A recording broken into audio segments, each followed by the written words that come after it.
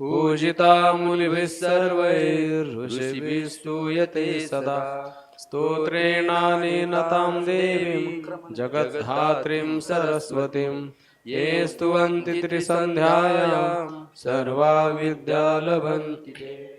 वंशी विभूषितकरान्नवनीरदाभात् पीताम्बरादरुणबिम्बफलाधरोष्ठात् पूर्णेन्दुसुन्दरमुखादरविन्दनेत्रात् कृष्णात् परं किमपि तत्त्वमहं न जाने।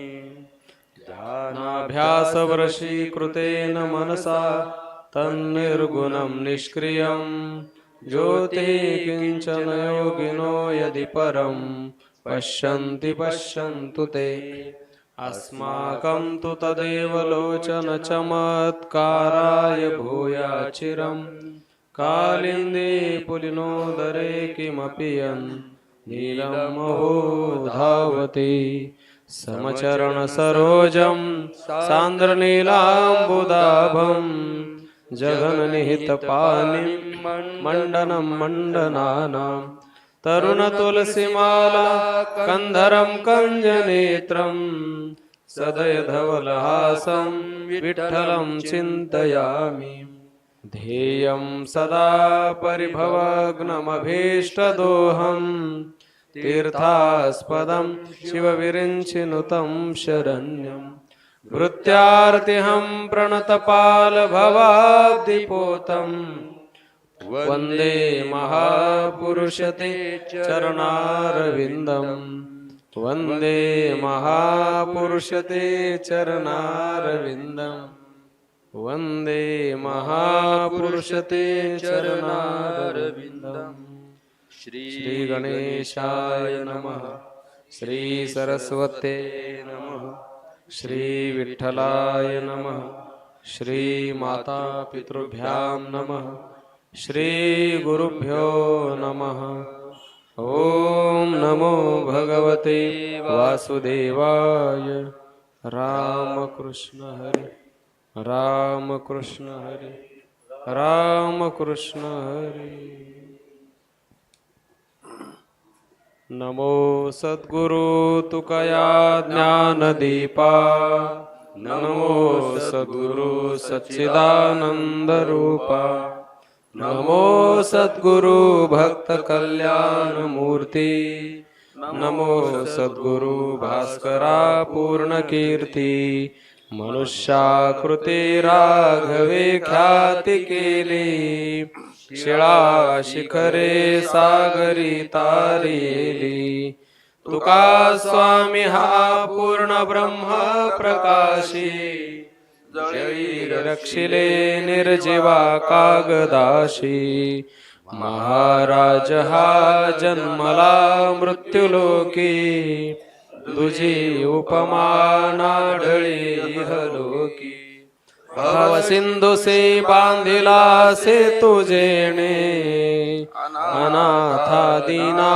कारणे तुकयाने तुका भासला मानवी वेशधारी परिहा लीळा विग्रही निर्विकारी स्वये श्री हरी व्यापको सर्व जीवा तुका तोचितो हा परब्रह्म ठेवा जया पूजिले आदरे पांडुरंगे विमानस्थ केले प्रयाण प्रसंगे तनु मानवी दिव्य रूपीच केली न त्यागितिये दिव्य लोकाशी नेली पुंडरीक वरदा हरी विठ्ठल श्री ज्ञानदेव तुकार पंढरीनाथ महाराज की जय। जगद्गुरु तुकाराम महाराज की सद्गुरु जोग महाराज की जय। काहो पांडुरंगा न करा धावणे तरी मज कोणे सोडवावे तुझा मनवनी अनेकापे उभा राहो हे तो शोभा निधी आता काळे पुरविली पाठी दूरवर पुढे पाय स्थिर राहू निधी नको आणू माझे संचित मनाशी पावन पतित आहेशी तू तुका म्हणे चाली अनेकांची सत्ता, तुझ आठविता नवल हे.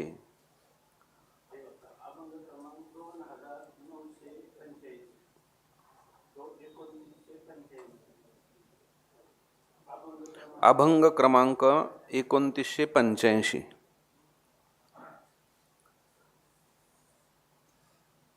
ओम नमो ज्ञानेश्वरा, करुणाकरा दयाळा, तुमचा अनुग्रह लादलो पावन झालो चराचरी. नमो सद्गुरु तुकया ज्ञानदीपा, नमो सद्गुरु सच्चिदानंद रूपा, नमो सद्गुरु भक्तकल्याणमूर्ती, नमो सद्गुरु भास्करा पूर्णकीर्ती. गुरुर्ब्रह्मा गुरुर्विष्णू गुरुर्देवो महेश्वरः, गुरुः साक्षात् परं ब्रह्म तस्मै श्री गुरुवे नमः.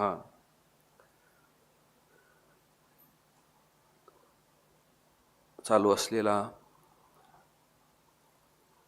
पंचमवेद जगद्गुरु तुकोबारायांच्या गाथेचा हा ज्ञानसत्राचा उपक्रम, त्या उपक्रमातील सकाळच्या सत्रातली आजची ही सेवा माझ्याकडे आलेली आहे. परमपूज्य गुरुवर्य डॉक्टर बाबांच्या आज्ञेतून आज ही सेवा करत असताना सेवेकरता उपस्थित आपण सर्व संत महंत भाविकजन यांच्या चरणावरती साष्टांग प्रणिपात करून या सेवेला आरंभ करूया. काहो पांडुरंगा न करा धावने, तरी मज कोणे सोडवावे. जगद्गुरु तुकोबाराय भगवंताशी संवाद साधतायत.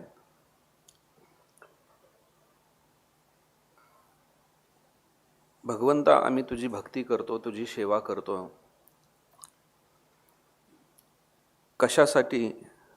तर या संसारातून मायेतून आम्हाला तुम्ही सोडवावं, यासाठी. आमच्या भक्तीला, आमच्या सेवेला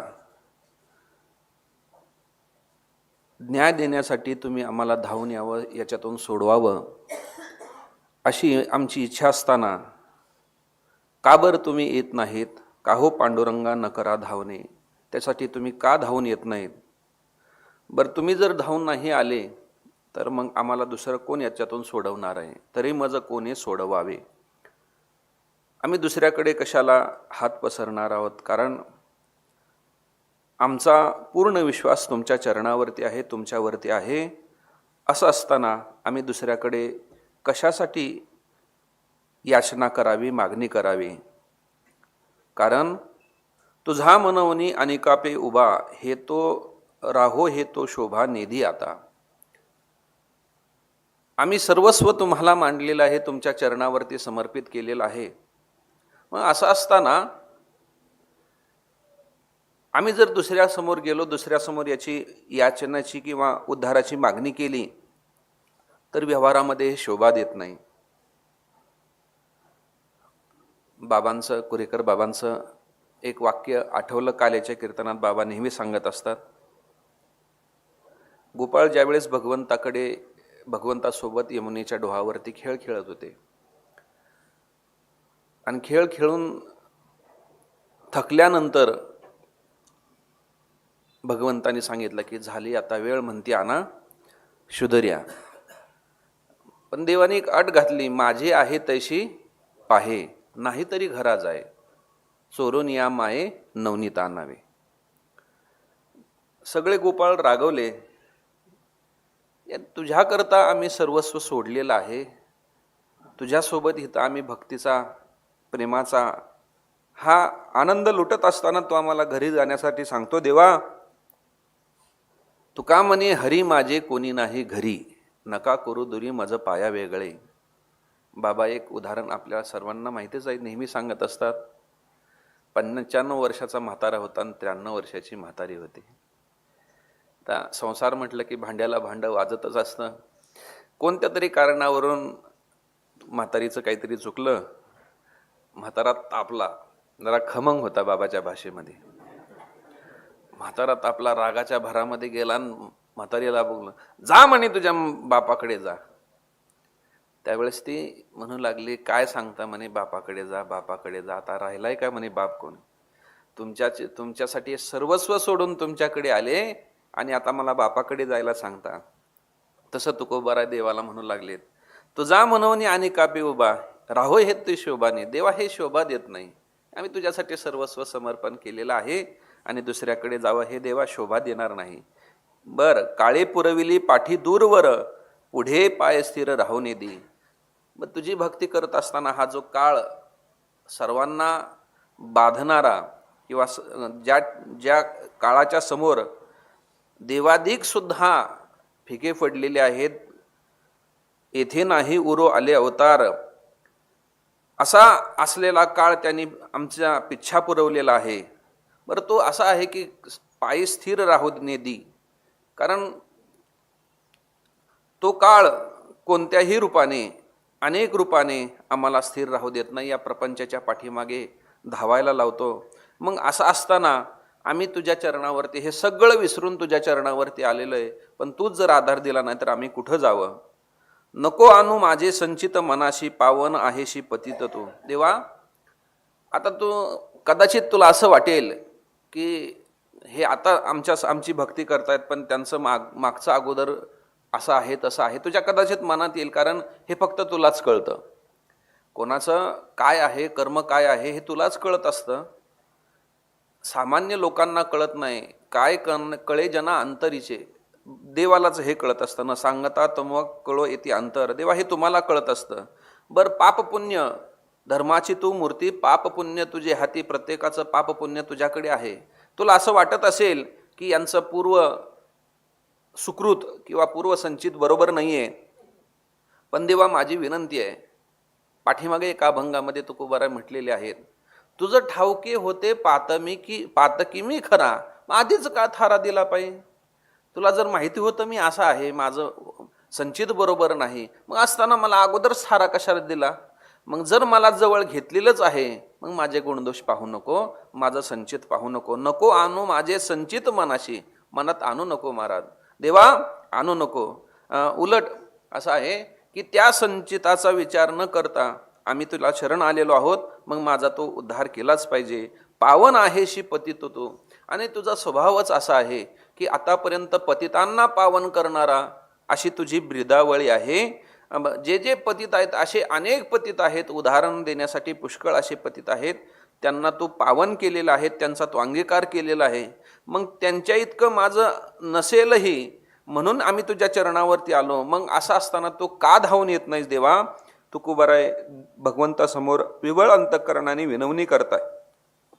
तू का म्हणे चाले अनेकांची सत्ता, तुझं आठविता नवल हे. म्हणजे तुझं भजन करत असताना आणि तुझी सेवा करत असताना आम्हाला दुसऱ्याकडे जाऊन काही मागावं किंवा काही विनंती करावी अशी जर वेळ येत असेल तर देवा हे नवल नव्हे काय.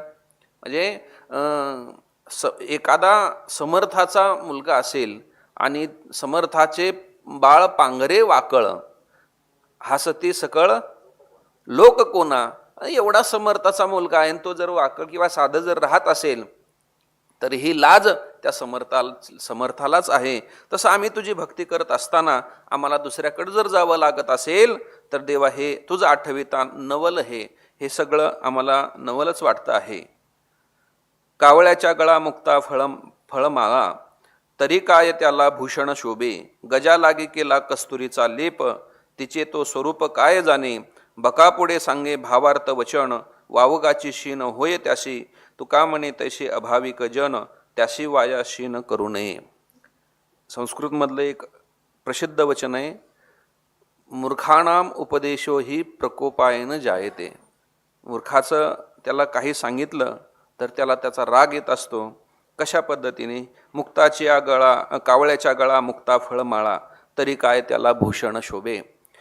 कावळा आहे आणि त्या कावळ्याला मोत्याचा हार घातला तर तो जसा त्याला शोभा देणार नाही, त्याला त्याची किंमतच कळत नाही. साजूक ज्ञानोबारायची ओवी आहे ना,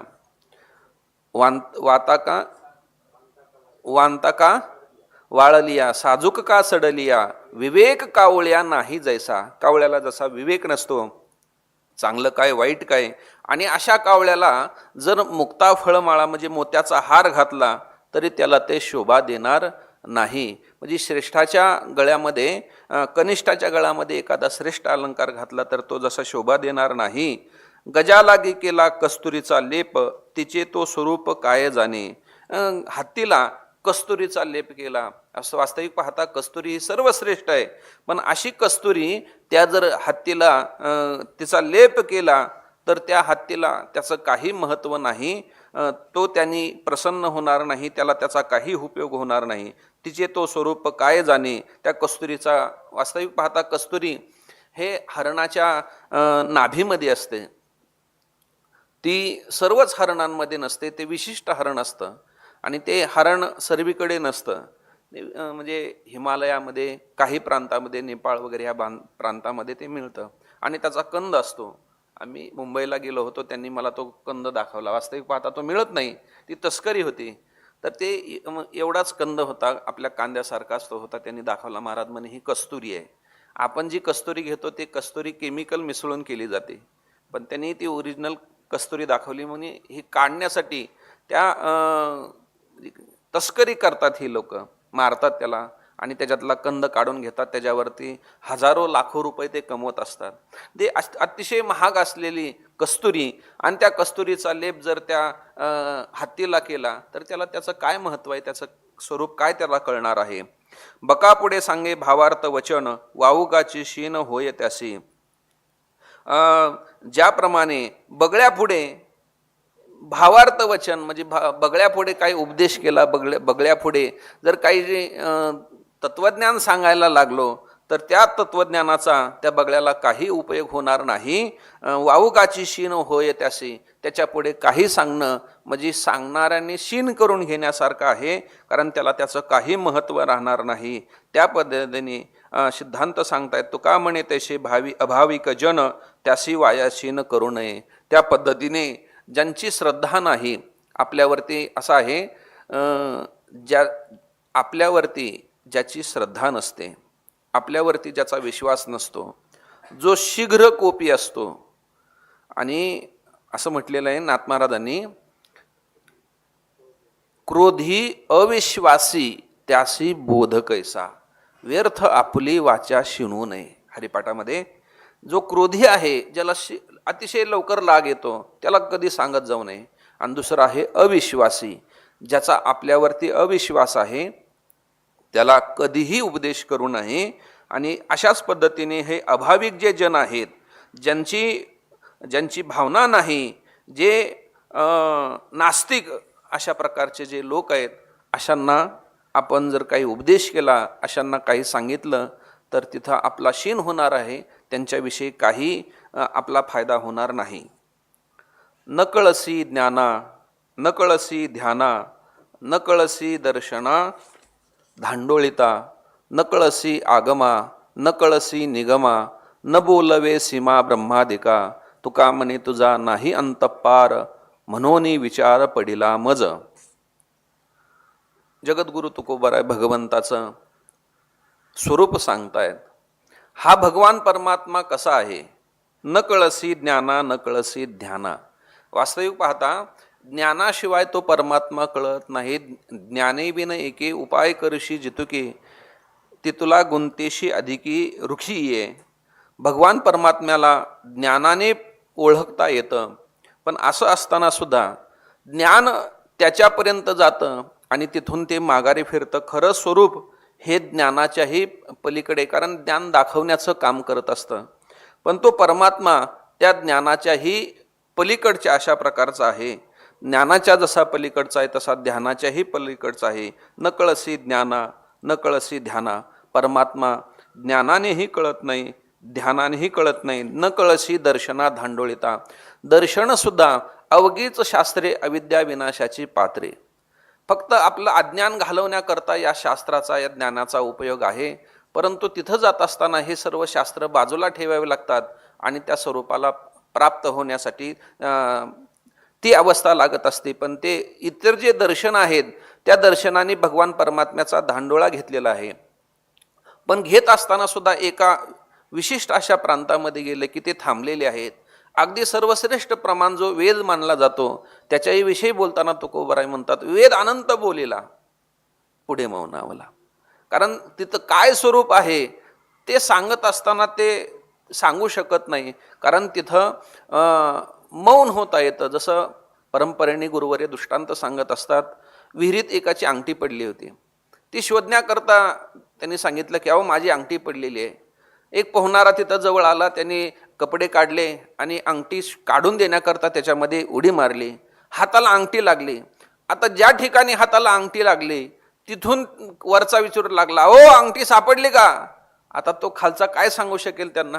वास्तविक पाहता त्यांना मिळालेली आहे, पण तिथं ते बोलता येत नाही. बोले ना आणि बोलू देईना, अशी ती सर्वांच्या पलीकडे असलेली स्थिती आहे. आणि मग या ठिकाणी परमात्मा स्वरूपाचं चिंतन करत असताना तुकोबाराय म्हणतात, देवा तू असा आहे की तू त्या ज्ञानाच्याही पलीकडचं आहे, ध्यानाच्याही पलीकडचं आहे. आणि दर्शनं तर सर्व दर्शनं आपल्या शास्त्रामध्ये जेवढी काही दर्शनं सांगितलेली आहेत त्यांना सुद्धा तुझं खरं स्वरूप कळत नाही.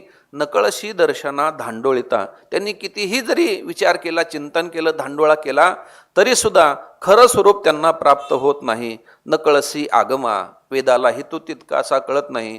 नकळसी निगमा, परमात्म्याचं खरं स्वरूप हे निगमादिक वेदादिकाला शास्त्रादिकालाही न उमगणारं अशा प्रकारचं आहे. परमात्म्याचं खरं स्वरूप तिथपर्यंत जाऊ शकत नाहीत. तुका म्हणे तुझा नाही अंतपार, म्हणून विचार पडला मज. परमात्म्याचा शेवट, परमात्म्याचा अंत आजपर्यंत कोणालाही लागला नाही.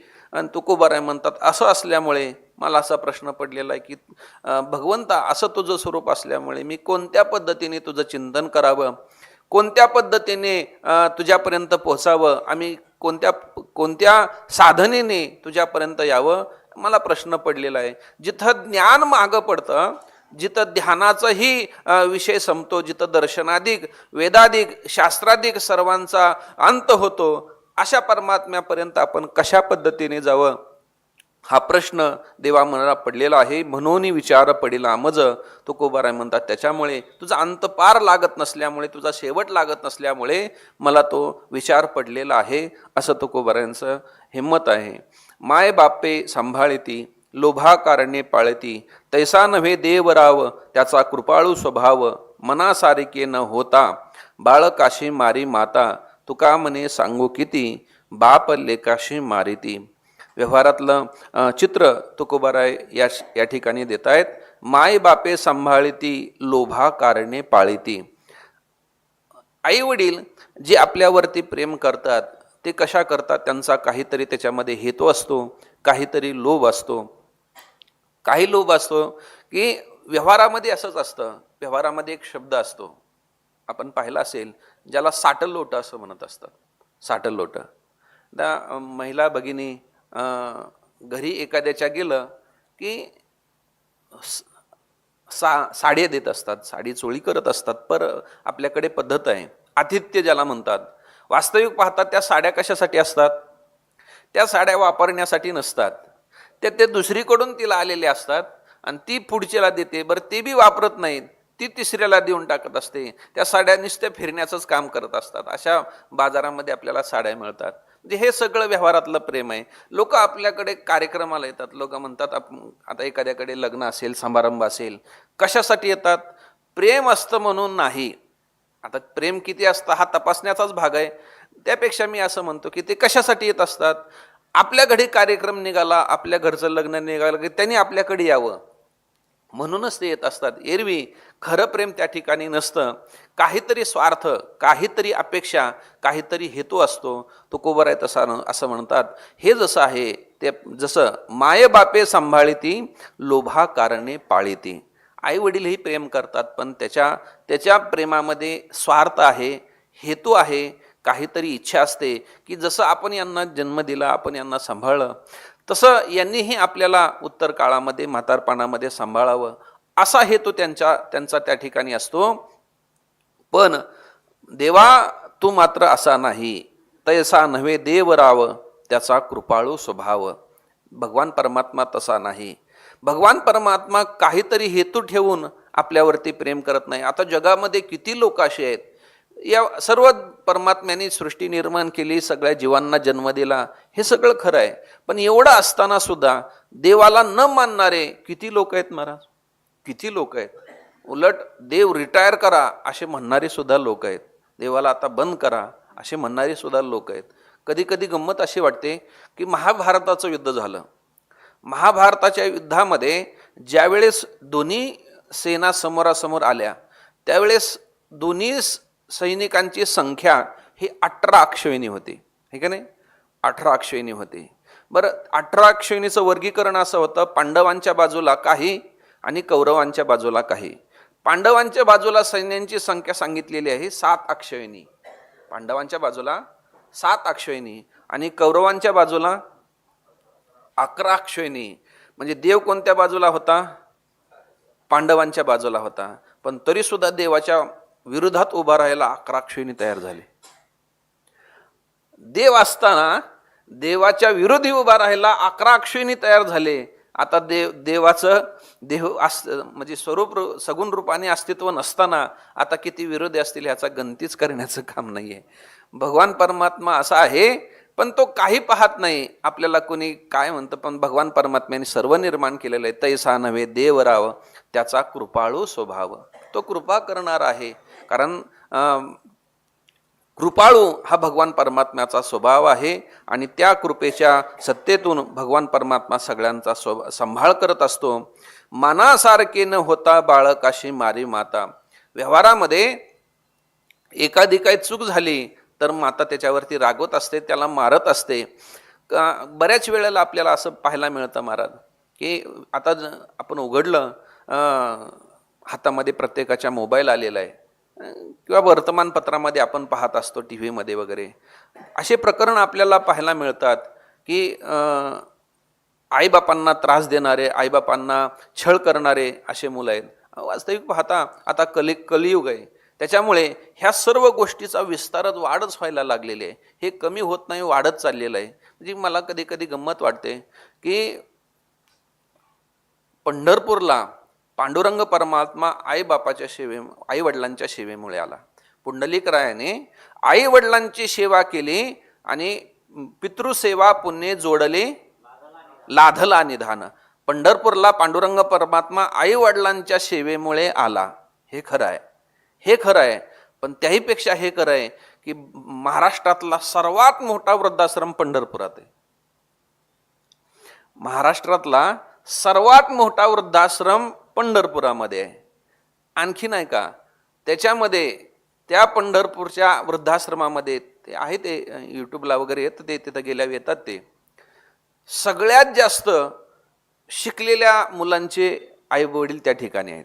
सगळ्यात जास्त ज्यांनी आपल्या मुलांना जास्त शिकवलं आणि ज्यांनी आपल्या मुलांना जास्त प्रॉपर्टी दिली त्यांची आईबाप वृद्धाश्रमामध्ये आहेत. आणि त्याहीपेक्षा घातक आणि वाईट गोष्ट अशी आहे, त्याच्यापेक्षाही घातक आणि वाईट गोष्ट आहे, सर्वात जास्त हिंदू धर्मातले आईबाप तिथं आहेत की ज्या धर्मामध्ये मातृदेव भव पितृदेव भव ही वेदाची पहिली आज्ञा आहे. आणि त्याच आज्ञा असलेल्या हिंदू धर्मातल्या मुलांनी आपल्या आईबापांना वृद्धाश्रमामध्ये घातलेलं आहे. याला काय कारण आहे? बाबांच्या भाषेमध्ये कालाय तस्मै नमः. काळ विचित्र आहे, काळ अतिशय घातक आहे. मग अशा ह्या काळामध्ये असलं तरी देवा असा तू नाही आहे. आई जरी मारत असली किंवा मुलं जरी आईबापांचा तिरस्कार करत असली, पण तू मात्र तसा नाही. तू त्याचा कृपाळू स्वभाव तैसा नव्हे देवराव त्याचा कृपाळू स्वभाव. मनासारखे न होता बाळकाशी मारी माता. तुका म्हणे सांगू किती बाप लेकाशी मारेती. पर व्यवहारामध्ये असं पाहायला मिळतं की बाप मुलाला मारत असतात, पण हे सगळं कशासाठी चाललेलं आहे की लोभासाठी. काहीतरी अपेक्षा ठेवून ते वागत असतात, व्यवहार करत असतात. पण काहीही अपेक्षा न ठेवता निरपेक्ष अशा प्रकारचं प्रेम करणारा हा परमात्मा आहे, कारण त्याचा कृपाळू अशा प्रकारचा स्वभाव आहे. देवा अशा पद्धतीने तू असल्यामुळे तैसा नव्हे देवराव त्याचा कृपाळू स्वभाव. विनवितो चतुरा तुझ विश्वंभरा परियसी दातारा पांडुरंगा. तुझे दास ऐशे जगी वाखानिले आता नव्हे भले मोकलिता. माझे गुणदोष कोण जाणे मात पावन पतित नाम तुझे. लोभ मोह माया आम्हा बाधविता तरी हा अनंता बोल कोणा तुका मने मी तो पतितची खरा परी आलो दातारा शरण तुझ. जगद्गुरु तुकोबराय भगवंतासमोर विनवणी करतात. विनवितो चतुरा तुझ विश्वंभरा परियसी दातारा पांडुरंगा. देवा आमचं म्हणणं ऐकून घे. आम्हाला माहिती आहे तू चतुरा, तो शिरोमणी, या सगळ्या जगाला निर्माण करणारा, त्याचं भरण पोषण करणारा तू आहेस. पोषितो जगाशी एकला तो, सर्वांना निर्माण करणार आहे. जेणे हे विश्व निर्मिले महर्षी देवा संस्थापिले 21 वर्गात धरिले सत्ता मात्रे आपुल्या. असा परमात्मा तू आहे. पण असं असलं तरी माझी एक म्हणणं ऐक परेशी दातारा पांडुरंगा. हे दातारा, हे पांडुरंगा, माझं एक म्हणणं ऐक. याच्याकरता मी तुला विनंती करतोय. तुझे दास ऐसे जगी वाखानिले आता नव्हे भले मोकलिता. देवा आमची ओळख जी झालेली आहे ती तुझ्यामुळे झालेली आहे. तुझे दास ऐसे जगी वाखानिले. आम्हाला जगामध्ये जी ओळख झालेली आहे ती तुझा भक्त, तुझा दास म्हणून ओळख झालेली आहे. मग असं असताना आता नव्हे भले मोकलिता, म्हणजे हे बरोबर नाही आहे की आमचा तो त्याग करत असतील. काय गाथ्यामध्ये अनेक ठिकाणी म्हणजे पाठ करत असताना असं जाणवलं की तुकोबराय अनेक वेळेला अधीर झालेले आहेत. अधीर, त्यांचा धीर सुटलेला आहे अनेक वेळेला की आम्ही एवढं करावं तुझ्यासाठी तू लक्षच देऊ नये. काय भगवान परमात्मा परीक्षा पाहतो ना, पण त्या परीक्षेच्या पुढं तुकोबरायांची वृत्ती आहे की नाही, आम्ही जर तुझी भक्ती करत असेल तर आम्हाला हे अजिबात मान्य नाही आहे. तुझ्यासाठी आम्ही सगळं सोडतो, तुझ्यासाठी आम्ही सर्वस्वाचा त्याग करतो. मग असं असताना तू जर आमच्याकडे पाहत नसतील, तू जर आमचा विचार करत नसतील, आमच्या या केलेल्या साधनेचा विचार करत नसतील तर देवा हे बरोबर नाही. तुझा दास होण्यासाठी आम्ही सर्वस्व सोडलेलं आहे. आमची जगामध्ये ओळख आहे भलई म्हणविता समर्थाचे दास. आम्ही तुझे दास्यत्व स्वीकारलेलं आहे. मग जगामध्ये तुझा दास अशी आमची ब्रिदावळी आहे. पण आता नव्हे भले मोकलिता. मग असे असताना काय दास्यत्व करत असताना की आम्ही कोणाचं, आम्ही ज्याचे दास त्याचा पंढरी आहे वास. आम्ही परमात्म्याचे दास झालेलो आहोत. मग असं असताना आता नव्हे भले मोकलिता, असं असताना आमचा त्याग करू नको. माझे गुणदोष कोण जाणे मात पावन पतित आहेस तू. माझे जे गुणदोष असतील, माझे काय स्वभाव दोष असतील, या दोषाचा विचार न करता देवा तो आमचा स्वीकार करावा. कारण असे अनेक दोषी भगवान परमात्मा तू आपल्या स्वभावामुळे, तुझ्या पावनपतीत असलेल्या ब्रिदावळीमुळे, नामामुळे तू त्यांना जवळ केलेलं आहे, त्यांचा उद्धार केलेला आहे. असे अनेक आहेत महाराज. वाल्या कोळ्यासारखा अत्यंत पापी, ब्रह्महत्याराशी पातके अपार, असा असताना सुद्धा त्याला तू त्या उद्धार केलेला आहे. मग त्या पद्धतीने माझे गुणदोषाचा विचार करू नको देवा. याच्याकरता मी तुला विनंती करतोय. विनवित चतुरा तुझ विश्वंभरा. मोह लोभ मोह माया आम्हा बाधविता तरी हा अनंता बोल कोणा. देवा हे जे जगामधले लोभ आहे, मोह आहे, माया आहे, यांची आमच्या जीवनामध्ये खूप त्रास देणारे आहेत. कारण लोभ मोह माया हे भगवंताचे फाशे आहेत, फाशे. जसं एखादा ढिवर त्या माशांना पकडण्याकरता जाळं टाकत असतो, तसं हे जाळं, हे सगळे जाळ्यातले प्रकार भगवंताने या संसारामध्ये, भवनाम संसारामध्ये जीवाला पकडण्याकरता टाकलेले आहेत. पण असे असताना हे आम्हाला दुःख देतात. मग हे सर्व सोडून आम्ही तुझी भक्ती करत आहोत. मग असं असताना सुद्धा तू जर आमचा स्वीकार करत नसतील, आमचं विनंती ऐकत नसतील, तरी हा अनंता बोल कोणा. तरी मग आम्ही कोणाला बोल लावावा. तुका म्हणे मी तो पतितची खरा परी आलो दातारा शरण तुझ. माहिती आहे आम्ही पतित आहोत देवा. मी तो पातकाची राशी, किंवा मी तो अनाथ अपराधी, कर्महीन मतिबंद बुद्धी, परी आठविले नाही कधी वाचे कृपाने दे माय बापा. नाटामध्ये तुकोबराय ज्या पद्धतीने म्हणतात की मी पतित आहे, पण असं असताना सुद्धा देवा आम्ही तुझे दास आहोत, ही जगामध्ये कीर्ती आहे. परी आलो दातारा शरण तुझ. असं असताना सुद्धा आम्ही तुला शरण आलेलो आहोत. देवा, आमची विनंती स्वीकार करा, आमची विनंती ऐकून आमचा उद्धार करा. त्राहे त्राहे त्राहे सोडवी अनंता, लागो दे ममता तुझे पायी. एकची मागणी देई तुझी गोडी, न लावी आवडी अनेकांची. तुझे गुणनाम वर्णिन पवाडे, आवडीच्या कोडे नाचो रंगी.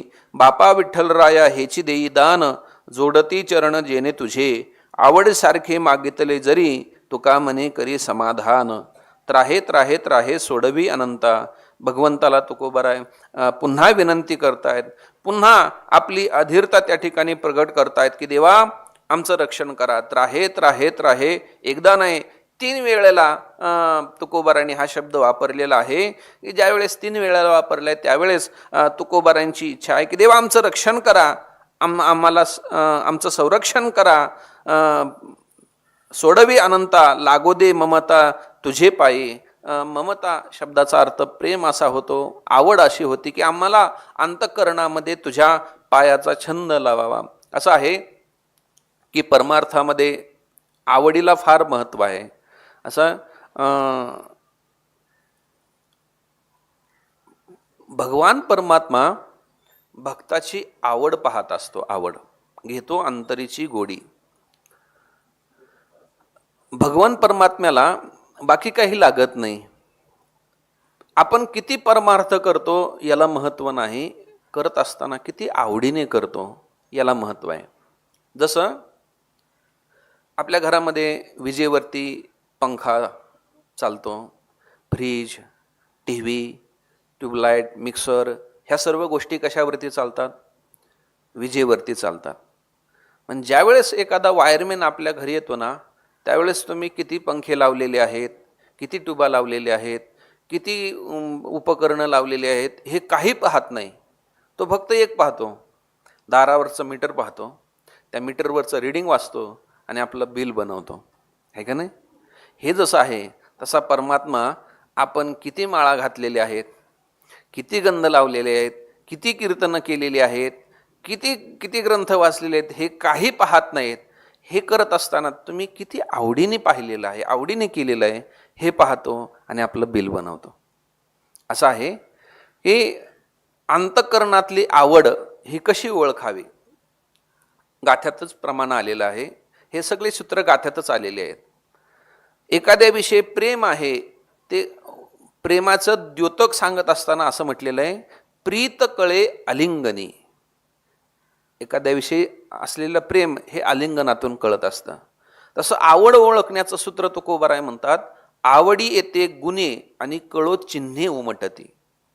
चिन्हावरून कळत असतं. उदाहरणार्थ, आपण एखाद्याच्या घरी जेवायला गेलो, आता आपल्याला प्रसंग येतो की बाहेर कार्यक्रमाला गेलो, फिरायला गेलो, कार्यक्रमाला गेलो की आपल्याला कुठंतरी जेवावंच लागतं. पण जात असताना जेवू घालणाऱ्याच्या मनामध्ये आवड आहे का नाही कसं ओळखावं, हे सूत्र लावायचं तिथं. आवडी येते गुन्हे कळो चिन्हे उमटती. घरात गेल्या म्हणजे दारात गेल्याबरोबर प्रवेश करत असताना स्वयंपाकघरातून जर भांड्याचा धडधड खडखड आवाज यायला लागला, काय समजायचं या चिन्हावरून? म्हणजे काय समजायचं हे तुम्हाला समजलेलं आहे आणि तुम्हाला काय समजायचंय हे मला समजलेलं आहे, म्हणून मी बी याचा विस्तार करत नाही. ते चिन्ह असे सांगतात की त्या घरामध्ये जाऊ नये. तुका म्हणे जया संकोच दर्शने, तया ठाया जाणे अनुचित. त्या घरात प्रेम नसेल तर जाऊ नये. आणि आपण गेलो त्या ज्या घरामध्ये गेलो तिथं आल्याबरोबर जर पाय धुण्याकरता गरम पाणी, पाय धुणं झाल्यानंतर समोर रांगोळी काढलेली आहे, बसण्याकरता पाठ, ताटाला पाठ, पाटीला पाठ, उदबत्याचा घमघमाट आणि षड्रसयुक्त भोजन जर आवडीने वाढलं जात असेल तर या चिन्हावरून असं समजावं की त्या व्यक्तीच्या अंतःकरणामध्ये आवड आहे. आवडी येते गुन्हे कळो चिन्हे उमटती. तुकोबाराय म्हणतात तशी आवड पाहिजे.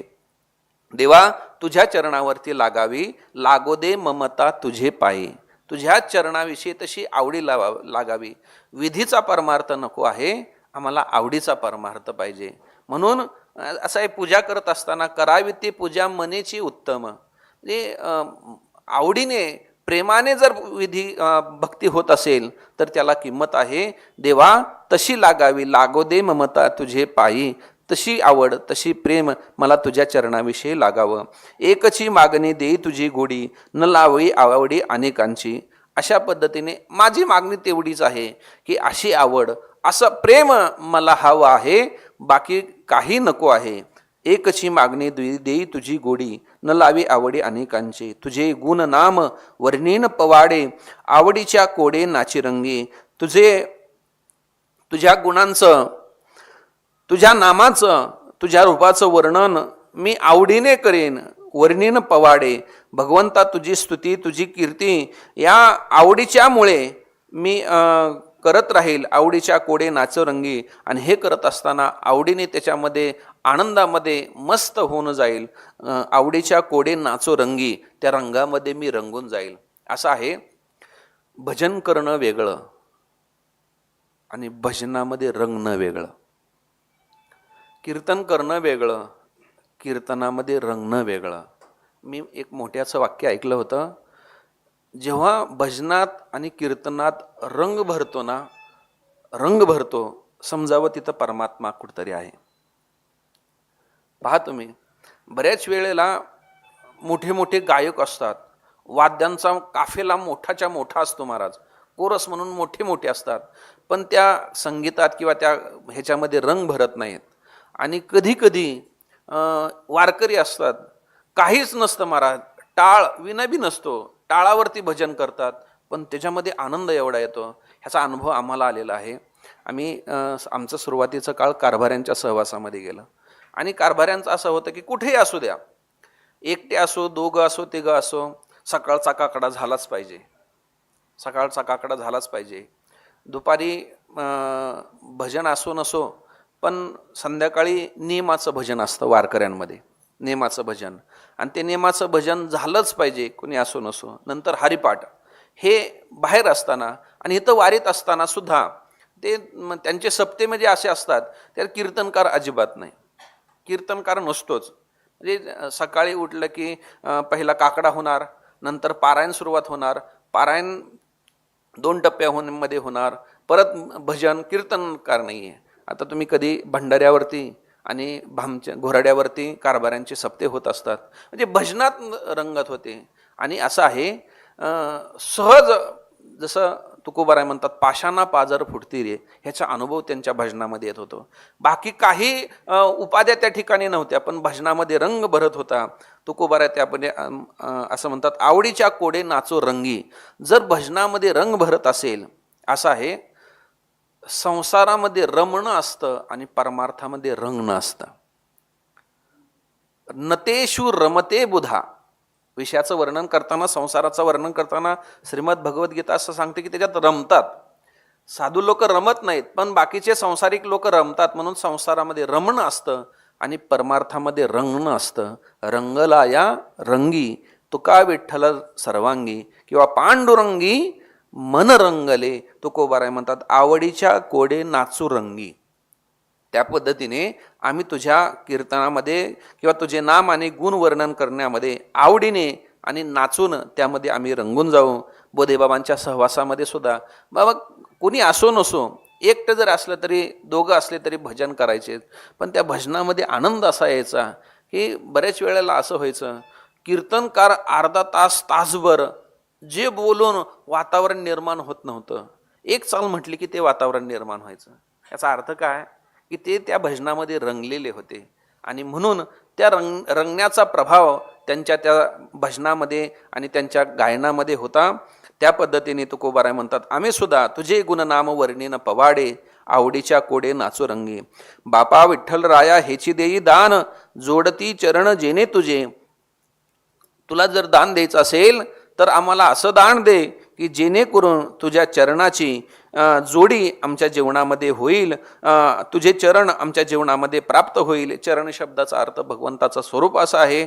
देवा, तुझ्या स्वरूपाची प्राप्ती होईल अशा प्रकारचं दान आम्हाला दे. बापा विठ्ठल राया हेची देई दान, जोडती चरण जेणे तुझे, जेणेकरून तुझ्या चरणाची जोडी आमच्या जीवनामध्ये होईल अशा प्रकारचं दान दे. आवडीसारखे मागितले जरी, तुका मने करी समाधान.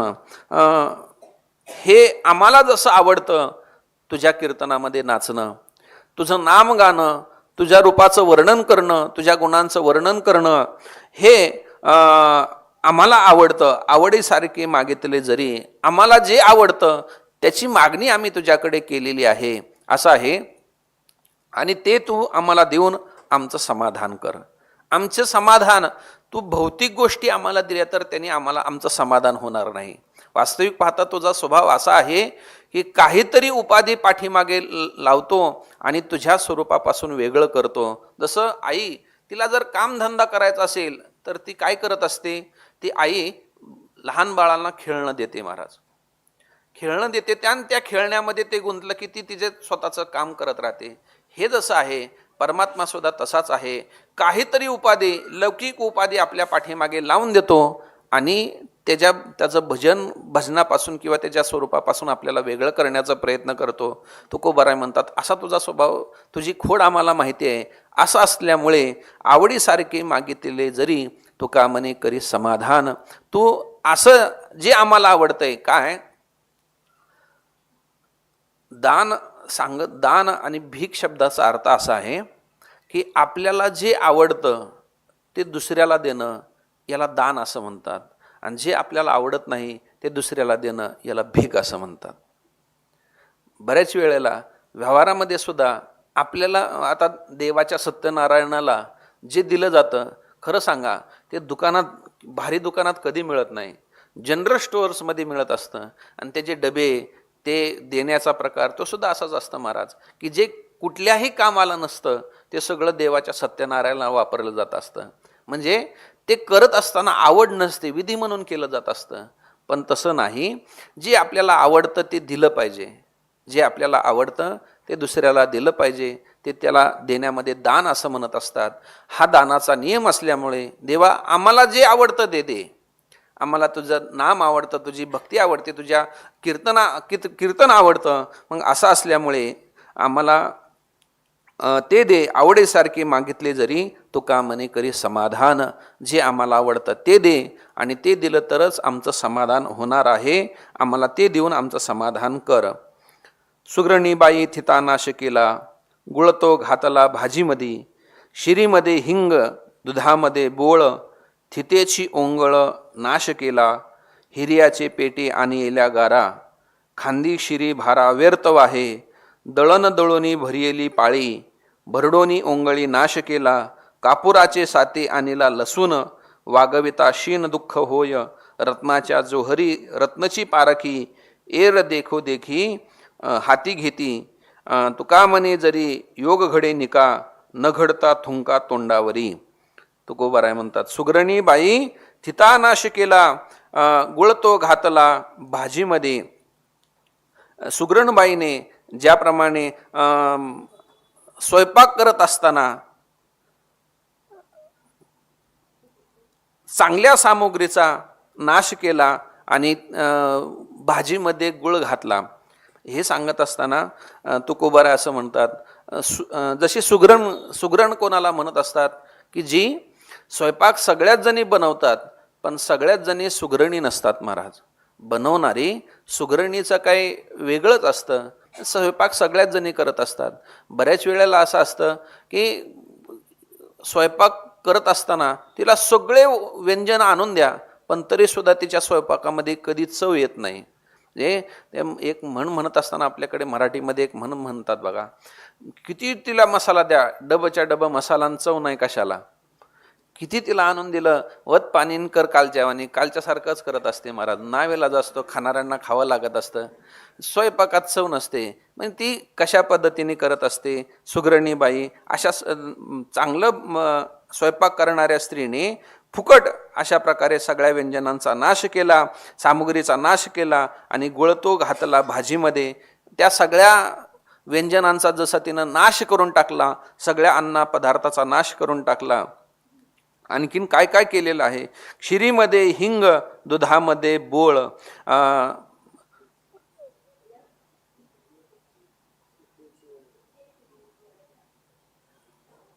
ज्याप्रमाणे खिरीमध्ये हिंग, दुधामध्ये बोळ. खिरीमध्ये हिंग घातलेलं आहे आणि असं आहे भाजीमध्ये हिंग घालतात. पण असं असलेलं हिंग तिने खिरीमध्ये घातलेलं आहे आणि खिरीचा जसा नाश करून टाकलेला आहे. दुधामध्ये बोळ, बोळ शब्दाचा अर्थ इथं कडू पदार्थ आहे ना, हां, कडू पदार्थ दुधामध्ये टाकलेला आहे आणि कडू पदार्थ टाकल्यामुळे सगळ्या दुधाचा जसा नाश केलेला आहे. थितेची ओंगळ नाश केला. म्हणजे ज्या प्रकारे चांगलं होतं पण त्याला सगळ्याचा नाश केलेला आहे, अशा पद्धतीने तिने आहे सुगरणबाई पण तिने ते व्यवस्थित न करता सगळ्या गोष्टीचा नाश केलेला आहे.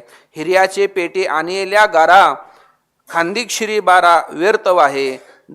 ज्या पद्धतीने बाजारामध्ये हिऱ्याचा बाजार आहे आणि हिऱ्याच्या बाजारामध्ये गारा विक्री करता आणलेल्या आहेत आणि खांदिक शिरी भारा व्यर्थ आहे. मग हिऱ्याच्या बाजारामध्ये येणारा गाऱ्याचा कधी गिराईक नसतं, त्या ठिकाणी येणारं गिराईक वेगळं आहे. मग असं असताना सुद्धा त्यांनी ते सगळं वाहून सगळा व्यर्थ श्रम केलेला आहे.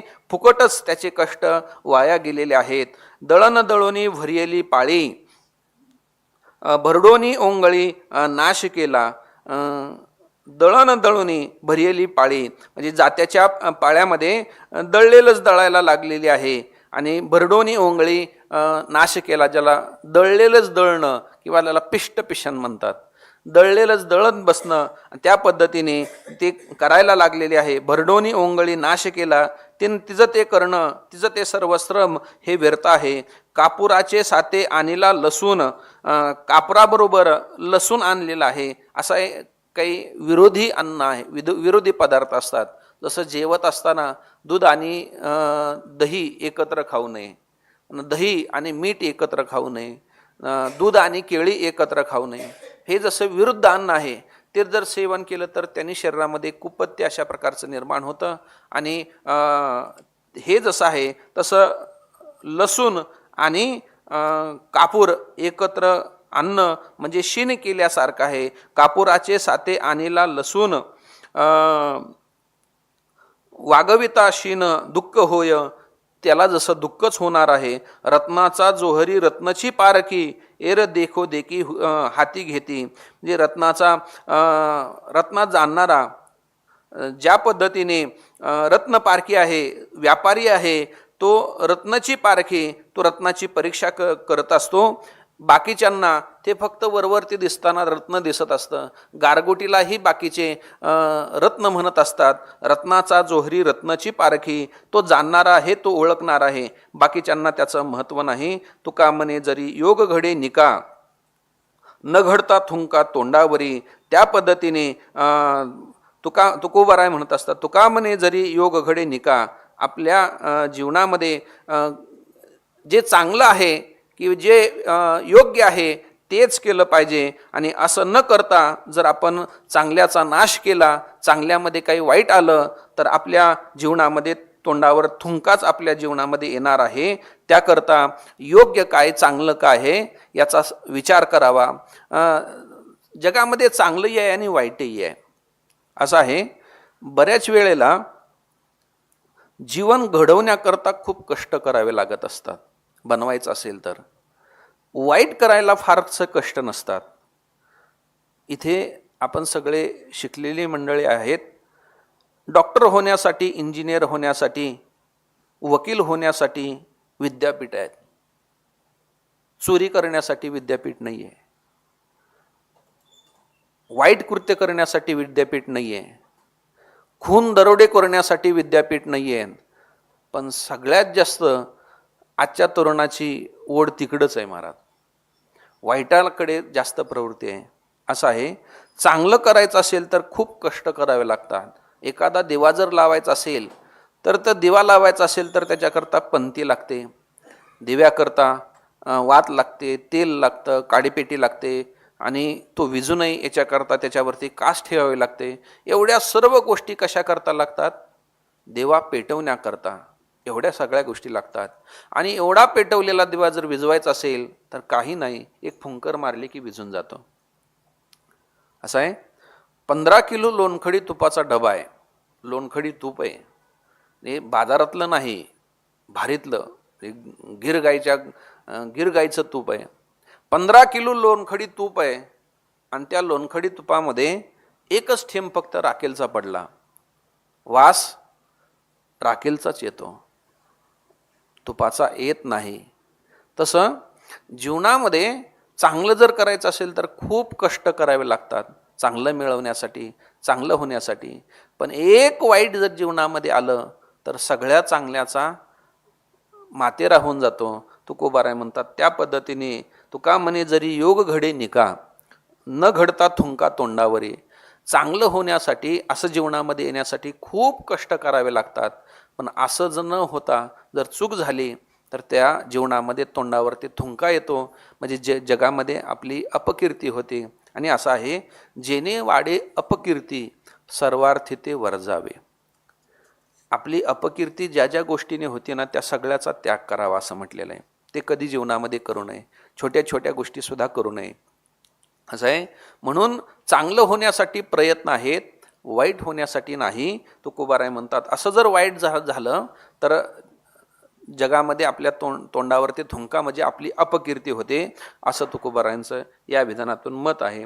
धन मिळवणी कोटी सवे नयरे लंगोटी, पाने खाशील उदंड अंती जाशी सुकल्या तोंड, पलंग न्याहल्या सुपती शेवटी गोवऱ्या संगाती, तुका म्हणे राम एक विसरता श्रम. जगद्गुरु तुकोबाराय म्हणतात धन मिळवणी कोटी सवे नयरे लंगोटी. कितीही धन कमवा परंतु ते कधी सोबत येणार नाही, ते इथंच राहत असतं. एक रूपक ऐकलेलं आहे जुन्या कीर्तनकारांकडून. एक रूपक असं आहे, एक राजा होता, त्याला 3 पत्न्या होत्या, 2 आवडत्या होत्या, 1 नावडती होती. राजा स्वर्गवासी झाल्यानंतर प्रधान तिन्ही राण्याजवळ गेला आणि राणींना विचारू लागला, राणीसाहेब राजा स्वर्गवासी झालेला आहे, तुम्ही काय करणार? पहिलीनं उत्तर दिलं, म्हणले राजा गेला. म्हटले हो. मग राजा गेलाय म्हटल्यावर एवढा सर्व कारभार हा विस्तार कोण पाहणार? मी तच थांबणार. प्रधान दुसऱ्या राणीजवळ गेला, राणीसाहेब राजा स्वर्गवासी झालेला आहे, तुम्ही काय करणार? त्यानं उत्तर दिलं, म्हणले राजा गेला. म्हटले हो. मग राजा गेलाय म्हटल्यानंतर मग मी आता दुसरा करणार. पहिला गेलाय म्हटल्यावर मी दुसरा पाहणार, दुसरा करणार. प्रधान तिसऱ्या राणीजवळ गेला, राणीसाहेब तुम्ही राजाच्या आवडत्या नव्हत्या, पण राजा स्वर्गवासी झालेला आहे, तुम्ही काय करणार? त्यानं उत्तर दिलेलं फार महत्त्वाचं होतं. ती म्हणली अशी आहे, मी राजाची आवडती नव्हते, राजाचं प्रेम माझ्यावरती नव्हतं, मी राजाची आवडती नव्हते, पण त्याच्या नावाचं मंगळसूत्र आणि त्याच्या नावाचं कुंकू लेत होते. मग जरी मी आवडती नसले तरी जिथं राजा गेला मी तिथं जाणार आहे, मी राजाच्या सोबत जाणार आहे. हे रूपक आहे. रूपक असं आहे, प्रत्येकजण राजाच्या भूमिकेमध्ये आहे, प्रत्येकजण राजा आहे. आपल्याला या 3 गोष्टींना, 3 विभागाला सामोरं जावं लागतं, 3 भूमिकेला सामोरं जावं लागतं. पहिलीनं उत्तर दिलं होतं, राजा गेला, हा सर्व कारभार कोण पाहणार? मी इथंच थांबणार आहे. आपण राजे आहोत. आपण गेल्यानंतर जे आपल्यासोबत अजिबात येत नाही ते म्हणजे हा सर्व प्रपंच, हा सर्व जगाचा पसारा. याच्यापैकी काही सोबत येत नाही. हे इथंच्या इथं राहत असतं. जसं आहे, जिथं आहे तिथंच्या तिथं राहत असतं. आपण त्याचा अभिमान घेत असतो. महाराज बऱ्याच वेळेला आपण आता बाहेर कार्यक्रमाला गेलं की ज्या घरी जात असतो त्या लोकांना हौस असते आपलं घर दाखवण्याची. आणि नवीन घर असलं तर मग तर त्याला जास्तच हौस असते. म्हणजे कुठेही जाते स्वभावच आहे. किंवा शेत दाखवण्याची हौस असते. वास्तविक पाहता तिथं गेल्यानंतर महाराज तो म्हणत असतो, महाराज चला शेत पाहायला. मग तो सांगत असतो, महाराज ते पहा, त्या बांधापासून तर त्या खांबापर्यंत हे सगळं कोणाचं आहे? तो कोणाचं आहे म्हणतो? माझे माझे माझे असं म्हणत असतो. आता आपल्या मनात येतं, शेवटी मनातच येतं, तोंडात थोडंच येणार आहे. कारण जय गावी केला वास त्याशी नसावे उदास.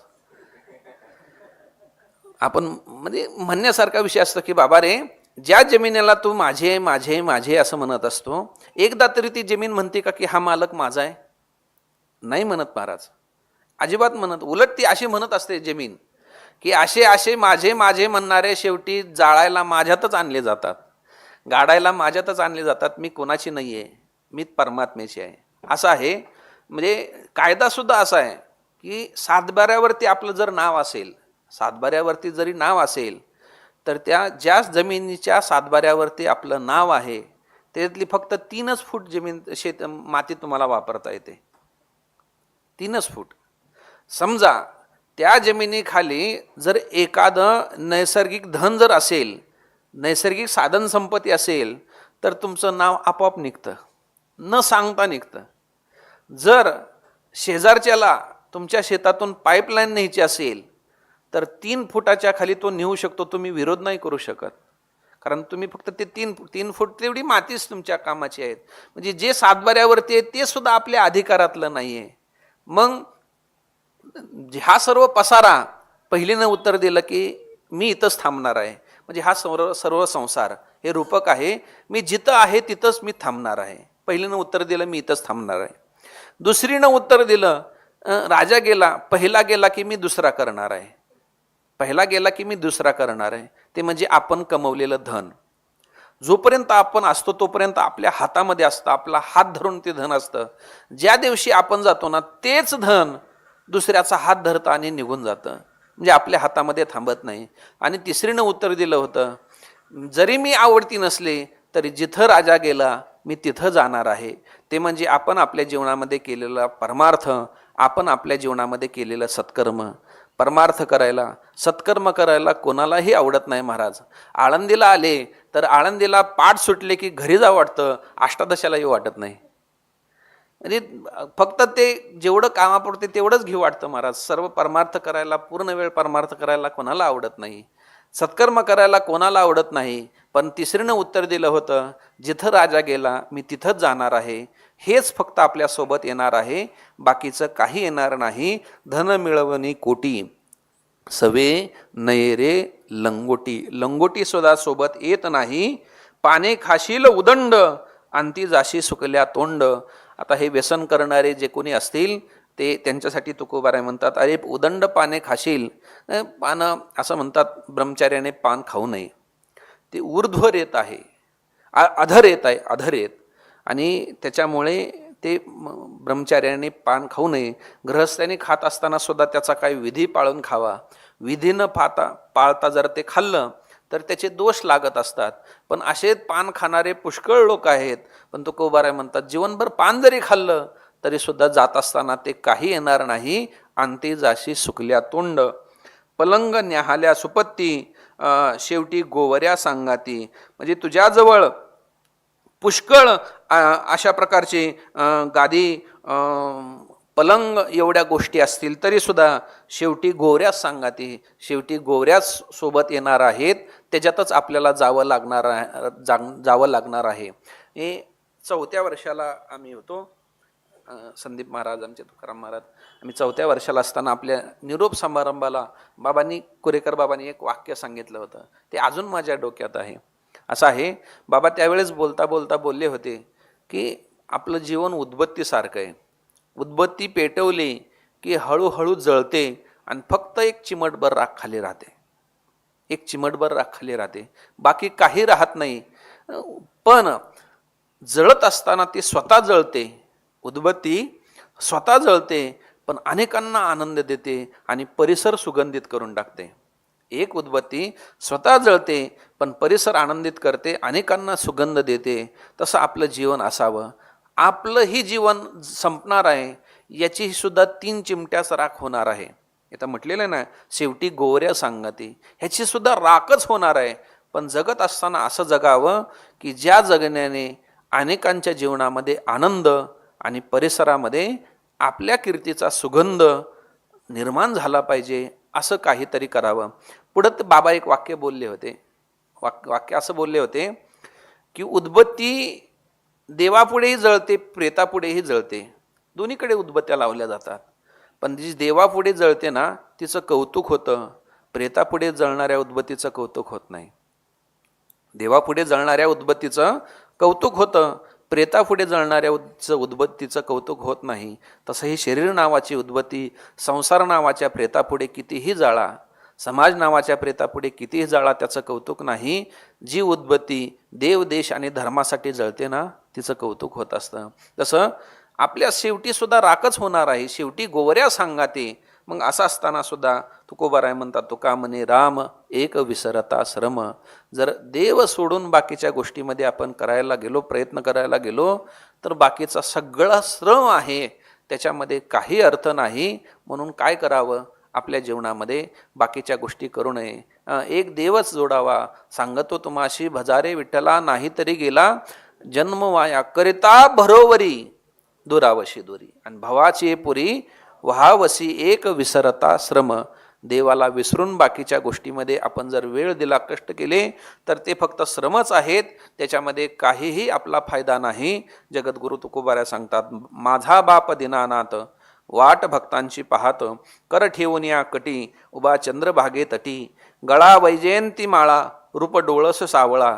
तुका मने भेटावया सदा उभारिल्या बाह्या. जगद्गुरु तुकोबाऱ्या सांगतात की माझा बाप दीनानाथ, भगवान परमात्मा हा दीनानाथ आहे, म्हणजे अनाथ असलेल्या सर्वांचा तो स्वामी आहे. असा असताना सुद्धा, अनाथाचा नाथ असताना सुद्धा तो काय करतो, वाट भक्तांची पाहत. जगद्गुरु तुकोबाराय म्हणतात की त्याला भक्तांविषयी अतीव अशा प्रकारची आवडी आहे की देवाला भगवत भक्त हे जीवापेक्षाही अत्यंत आवडतात. भगवत भक्ताविषयी तुकोबाराय भगवंताचं जे आवडीचं स्वरूप आहे, अनेक ठिकाणी तुकोबारायांनी वर्णन केलेलं आहे की एक भगवत भक्त समोर आला, भक्त समोर आला की भगवान परमात्मा बाकी कोणालाही त्याच्यासमोर पाहत नाही. म्हणजे जसं की भृगु ऋषी आले होते, भृगु ऋषी भगवत भक्त होते, पण ते येत असताना भगवान परमात्म्याने आपल्या अर्धांगिनी असलेल्या लक्ष्मीलाही दूर केलेले. मिया लक्ष्मी मिया डावलोनी लक्ष्मी केली परवती. भगवत भक्तांच्या विषयी भगवंताची आवड अत्यंत असल्यामुळे तुकोबाराय म्हणतात तो काय करतो, वाट भक्तांची पाहात. कर ठेवून या कटी उभा चंद्रभागे तटी. भगवान परमात्मा कमरेवरती हात ठेवून उभे आहे. हे भगवान परमात्म्याचं जे रूप आहे, कटेवरती हात ठेवलेले आहेत, विटेवरती उभा आहे. वास्तविक पाहता इतर सर्व अवतारामध्ये भगवान परमात्म्याचं जे उभं राहणं आहे ते वेगवेगळं आहे. कधी देहुडा उभा आहे, कधी एक समोर पाय असलेला भगवान परमात्मा उभा आहे. पण हा पांडुरंग परमात्मा समचरण मूर्ती विटेवरी साजेरी. भगवान परमात्मा समचरण आणि समदृष्टी ठेवून कटेवरती हात ठेवून उभा आहे. हे कशा करता, याचं एकच एवढंच कारण आहे, फक्त भक्तांसाठी. हातात शस्त्र नाही. का शस्त्र नाही? कारण इथं सगळे भगवत भक्त येणार आहेत. बरं, कमरेवरती हात ठेवलेले आहेत, ठेवून भगवान परमात्मा काय सांगतोय, एवढंच सांगतोय की बाबा रे, या भवसागरातून तुम्ही येण्याकरता घाबरत आहात ना, घाबरू नका, कारण ते पाणी त्या भवसागरातलं पाणी माझ्या कमरे एवढं आहे. प्रमाणम भवाब्दे इदम मामकाणाम निदभ्य कराभ्याम धृतो येन तस्मात विधातुर वसते धृतो नाविके कोशो परब्रह्मलिंगम भजे पांडुरंगम जघन प्रमाण दावेतो. ते पाणी माझ्या कमरे एवढ्या करता कटेवरती हात ठेवलेले आहे आणि तो वाट पाहतो आहे भक्तांची. म्हणून इतर अवतारापेक्षा या पांडुरंगाच्या अवतारामध्ये भगवान परमात्मा भक्तांकरता विशेष अशा प्रकारचा सक्रिय झालेला आहे. कर ठेवून या कटी उभा चंद्रभागे तटी. गळा वैजयंती माळा रूप डोळस सावळा. भगवान परमात्म्याचं रूप अतिशय सुंदर अशा प्रकारचं आहे. त्याच्या गळ्यामध्ये वैजयंतीची माळा आहे आणि रूप अतिशय सावळं डोळस अशा प्रकारचं आहे. भगवंताचं रूप या अवतारामध्ये फार सुंदर अशा प्रकारचं आहे. तुका म्हणे भेटावया सदा उभारिल्या भाया.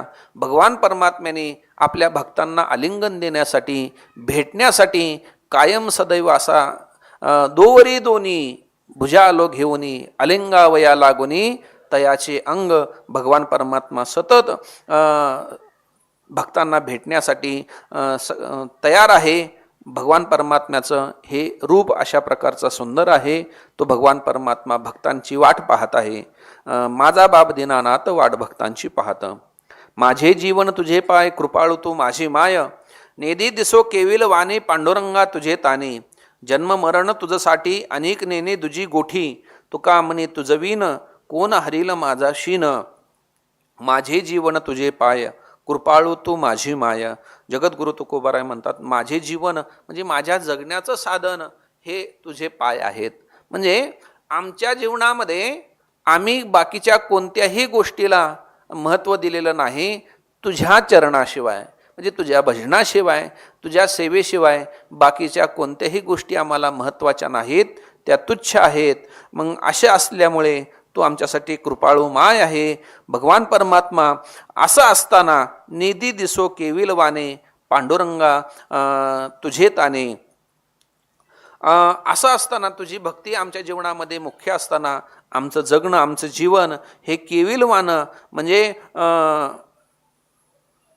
ज्याची कीव येईल अशा प्रकारचं किंवा दया उत्पन्न होईल अशा प्रकारचं जगणं पांडुरंगा दिसू देऊ नको. नेदी दिसो केविलवाने, असं जगणं दिसू देऊ नको. पांडुरंगा तुझे ताने, आम्ही तुझं ताहनं अशा प्रकारचं लेकरू आहोत. जन्ममरण तुझसाठी अनेक नेने दुजी गोठी. आमच्या जीवनामध्ये आम्ही जन्म घेऊ, वास्तविक पाहता जन्म घेण्यासाठी मुनिमुक्त सुद्धा भेतात. मुनिमुक्त झाले भेने गर्भवासा. पण असं असताना सुद्धा तो का म्हणे गर्भवासीन सुखी घालावे आम्हासी. का? कारण इथं येऊन सुद्धा आम्ही काय करणार आहेत? तुझं भजनच करणार आहेत, दुसरी गोष्टी करणार नाही. अनेक नेने दुजी गोठी म्हणजे गोष्टी, दुसरं काही करणार नाही. म्हणजे आम्ही आलो तर फक्त तुझं भजन करण्यासाठीच येणार आहे. तुझ्या नामाचा पोवाडा जगामध्ये सांगण्यासाठी, गाण्यासाठी आम्ही येणार आहे. म्हणून देवा नेदी दिसो केविलवाने, आम्हाला अशा क्यू येणारं अशा प्रकारचं राहू देऊ नको. तू का म्हणित तुझं वीन, कोण हरील माझा शीन. तुझ्याशिवाय आमचं दुःख, आमचा शीन हरणारं असं जगामध्ये कोण आहे? मग आम्ही कोणासाठी कोणाकडे काकुलती जाऊ? मग कोणाकडेही काकुलती जाणार नाही. आम्ही तुझी आमचं जीवन तुझी भक्ती करण्यामध्येच असल्यामुळे नेदी दिसो केविलवाने देवा, असं क्यू आणणारं दया उत्पन्न करण्यासारखं आमचं जीवन होऊ देऊ नको. कारे प्रेमे मातलासी, उभे केले विठ्ठलासी, ऐसा कैसा रे तू धीट, मागे भिरकाविले वीट. युगे झाली 28, अजूनी न मनसी बैस, भाव देखोनी निकट, देवे सोडिले वैकुंठ. तुका म्हणे पुंडलिका, तुची भक्त बळीयानिका. जगद्गुरु तुकोबारांनी भगवंताचे अत्यंत आवडी, ज्याला भक्तराज अशा प्रकारचं म्हटलेलं आहे पुंडलिकांना. नामदेवरायांना आणि पुंडलिकांना दोघांना भक्तराज ही विशेषणं दिलेली आहेत.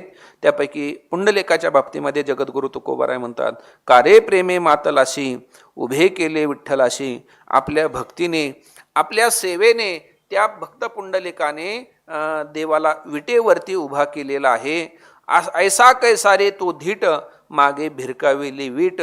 ज्यावेळेस आईवडिलांची सेवा करत असताना भगवान परमात्मा त्या ठिकाणी आले, पण तरीसुद्धा त्यांच्याकडे तो न पाहता आपली सेवा, आपली कर्तव्य करत राहिला आणि परमात्म्याला उभं राहण्याकरता मागे भिरकाविली वीट. बरं, एवढं असून सुद्धा तू तुझ्या भक्तीने युगे झाली 28, अजूनी न मनसी बैस. 28 युगापर्यंत त्या भगवान परमात्म्याला उभं केलेलं आहे. हे तुझ्या सेवेचं भजनाचं सामर्थ्य आहे. भाव देखोनी निकट, देवे सोडिले वैकुंठ. भगवंताने तुमचा भाव पाहिला आणि तुमच्या भावाकरिता भगवंताने वैकुंठाचा त्याग केला आणि तो परमात्मा मृत्यूलोकामध्ये भूवैकुंठ असलेल्या पंढरपुरामध्ये आला. आणि अशा असलेल्या भूवैकुंठ पंढरपुरामध्ये तू सेवा करत असताना, आईवडिलाची सेवा करत असताना त्या परमात्म्याला उभं राहण्याकरता वीट दिलेले. खरोखरच तुझा धीटपणा किंवा अशा प्रकारचं तुझ्या भक्तीचं कौतुक करावं तेवढं थोडंच आहे. भाव देखोनी निकट, देवे सोडिले वैकुंठ. तुका म्हणे पुंडलिका, तुची भक्त बळीयानिका. खरोखर पाहिलं तर असा भक्त तुझ्या इतका दुसरा कोणी नाहीये. वास्तविक पाहता देवाकडे जाण्यासाठी सर्वजण प्रयत्न करतात, देवाने कृपा करण्यासाठी प्रयत्न करतात. असा परमात्मा सहजासहजी तुझ्या दारामध्ये आलेला होता. असा परमात्मा सहजासहजी तुझ्या दारामध्ये आलेला होता. पण आलेला असताना सुद्धा कौतुक करावं तेवढं थोडंच आहे की त्याच्याकडे न पाहता तू तुझी सेवा भक्ती करत राहिला आणि त्यांना वीट उभा राहण्याकरता दिलेली आहे. मग खरोखर भक्त पुंडलिका, तुझ्यासारखा निका असा भक्त दुसरा कोणी नाही. तोच सर्वश्रेष्ठ भक्त आहे. जगद्गुरु तुकोबारायांनी या ठिकाणी भक्तराज असलेल्या पुंडलिकांचं स्तुती केलेली आहे, कौतुक केलेलं आहे. तुझ पाहता सामोरी दृष्टी न फिरे माघारी, माझ्या चित्ता तुझ्या पाया मिठी पडली पंढरराया. नव्हे सारेता निराळे लवन मेळविता जळे, तुका मने बळी जीव दिला पाया तळी. तुझ पाहता सामोरी दृष्टी न फिरे माघारी. देवा, तुझं रूप असं आहे की तुला पाहिल्यानंतर त्या ठिकाणी दृष्टी माघारी फिरत नाही, असं आहे. भगवंताचं रूप हे अतिशय सुंदर आहे. देवाची रूपाची मोहिनी सांगितलेली. मोहिनी भगवान परमात्म्याच्या चरित्रामध्ये, भगवान श्रीकृष्णाच्या चरित्रामध्ये 5 प्रकारच्या मोहिनी आलेल्या आहेत. त्या पहिली आहे अवतार मोहिनी, दुसरी आहे रूप मोहिनी, तिसरी आहे वेणू मोहिनी, चौथी आहे रास मोहिनी आणि शेवटची आहे काला मोहिनी. भगवंत परमात्म्याने या 5 प्रकारच्या मोहिनी आपल्या भक्तावरती टाकलेल्या आहेत. त्याच्यामध्ये पहिली आहे अवतार मोहिनी. भगवान परमात्म्याचा अवतार हा असा आहे की अयोनी संभव आहे. आल्याबरोबर तिथं भगवान परमात्मा 8 वर्षाची मूर्ती धारण करून आले. मग आल्यानंतर चिंता वाटली वसुदेव देवकींना, एवढं लहान बाळ आहे, आतापर्यंतची 6 मारली, आता हा 8वा आहे. 7वा योगमायेने गर्भामध्ये रोहिणीच्या नेऊन घातला, हा 8वा, ह्याला मारतील. हा इतका सुंदर आहे, इतका सुंदर आहे, ह्याला काय करावं. देवाने अवतार घेतल्याबरोबर सांगितलं की तुम्ही चिंता करू नका, मला तिकडं नंदाच्या घराला घेऊन जा. असं म्हटल्यानंतर त्यांनी सांगितलं की हातामध्ये बेड्या आहेत, पायामध्ये बेड्या आहेत आणि रक्षपाळ आहेत. भगवान परमात्म्याने अवतार आल्याबरोबर त्या सगळ्यांवरती मोहिनी टाकली होती. म्हणजे मनसी असे रक्षपाळ तेम्या मोहिले सकळ, म्हणजे ही अवतार मोहिनी आहे. जे हातामधल्या कड्या कुलपा होत्या, देवाने पाहिल्याबरोबर ते रूप, देवाच्या अवतार झाल्याबरोबर बंदाच्या अरगळा कुलपे कोंडे, आपोआप बेड्या तुटल्या शृंखळा, बंदाच्या अरगळा कुलपे कोंडे, ही अवतार मोहिनी. दुसरी आहे रूप मोहिनी.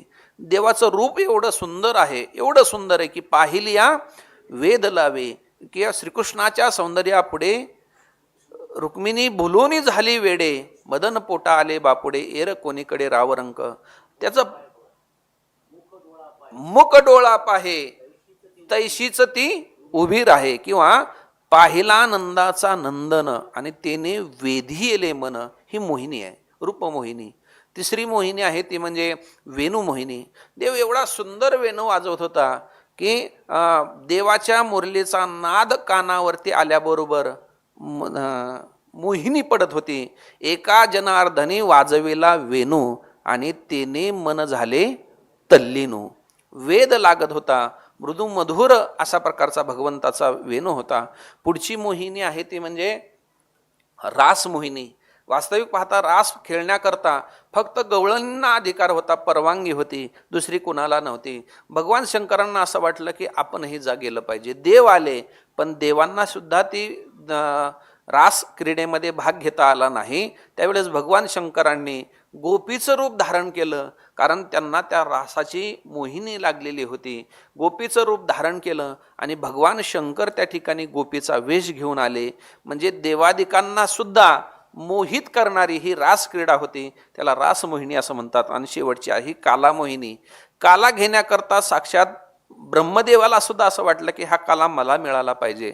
मग घेण्याकरता ब्रह्मादिक आले, पण ब्रह्मादिकाला काला मिळू दिला नाही. काला वाटेता तो विधाता मोहित झाला होता तो. म्हणजे ही 5 प्रकारची मोहिनी, त्याच्यापैकी हे आहे ते म्हणजे रूप मोहिनी. देवाचं रूप अतिशय सुंदर आहे. ते पाहिल्याबरोबर तुकोबाराय म्हणतात, तुझं पाहता सामोरी दृष्टी न फिरे महागारी. एकदा का ते पाहिलं की त्या पाहण्याबरोबर मनाला वेध लागतो, दृष्टी माघारी फिरत नाही. माझ्या चित्ता तुझ्या पाया मिठी पडली पंढरी राया. भगवान परमात्मा तुझ्या चरणावरती अशी मिठी पडलेली आहे. माझं चरण माझे चित्त तुझ्या चरणावरती लागलेलं आहे. नव्हे सारेता निराळे लवन मिळविता जळे. जसं मीठ हे पाण्यामध्ये मिसळलं की ते वेगळं होत नाही, ते तत्स्वरूप होऊन जातं. त्या पद्धतीने माझं चित्त तुझ्या चरणावरती लागलेलं आहे, आता ते वेगळं होणार नाही. तुका म्हणे बळी जीव दिला पायातळी. आमच्या सर्वेंद्रियाने आम्ही तुझ्या चरणावरती आमचं चित्त समर्पित केलेलं आहे. तुका म्हणे बळी जीव दिला पायातळी. आम्ही संपूर्ण जीव तुझ्या चरणावरती अर्पण केलेला आहे, त्यामुळे माझ्या चित्ता तुझ्या पायाती लागलेला आहे. उपदेश किती करावा खळाशी, नावडे तयाशी बरे काही. शुद्ध का वासना नव्हे चांडाळाची, होळी संचिताची केली तेने. नाही भाव म्हणे नायके वचन, आपल्या आपण नाडियेले. तुका म्हणे त्याशी काय व्याली रांड, करी बडबड रात्रंदिवस. उपदेश किती करावा खळाशी, नावडे तयाशी बरे काही. दुष्ट मनुष्याला मी मगाशी सांगून गेलो की मूर्खाणाम उपदेशो ही प्रकोपायण जायते. मूर्ख मनुष्याला जर चांगलं सांगायला गेलं तर ते त्याचा राग करतात, त्यांना ते आवडत नाही. उपदेश किती करावा खळाशी, नावडे तयाशी बरे काही. त्याला चांगलं सांगितलेलं अजिबात आवडत नाही, म्हणून त्यांना सांगण्यामध्ये व्यर्थ अशा प्रकारची वेळ घालवू नये. शुद्ध का वासना नव्हे चांडाळाची, होळी संचिताचे केली तेने. म्हणजे शुद्ध का वासना नव्हे चांडाळाची. असा जो चांडाळ आहे त्याच्या जीवनामध्ये कधीही चांगल्या गोष्टी नसतात, चांगले हेतू नसतात, चांगले विषय नसतात. त्यांनी आपल्या जीवनाची त्याच्या चांडाळपणामुळे सगळे राख रांगोळी केलेले, होळी केलेली आहे. त्यांना चांगलं कधीच आवडत नाही. नाही भावमनी नायके वचन, आपल्या आपण नाडी येले.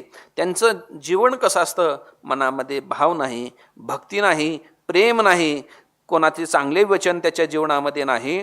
आपल्या आपण नाडी येले की आपणच स्वतःच्या जीवनाचा त्यांनी घात करून घेतलेला आहे, की ज्याच्या जीवनामध्ये काही चांगलं नाही, सगळं जे काय आहे ते वाईट आहे. नाही भाव म्हणे नायके वचन, आपल्या आपण नाडी येले. आपणच आपला त्यांनी घात करून घेतलेला आहे. तुका म्हणे त्याशी काय व्याली रांड, करी बडबर रात्रंदिवस. असे जे कोणी लोक आहेत त्याला जन्म देणारे जे काय आहे तिनं विनाकारणच तो श्रम घेतलेला आहे. देखोनी हरकली अंडपुत्र झाला म्हणे रांड, तव तो झाला भांड, चहाड चोरटा शिंदळ.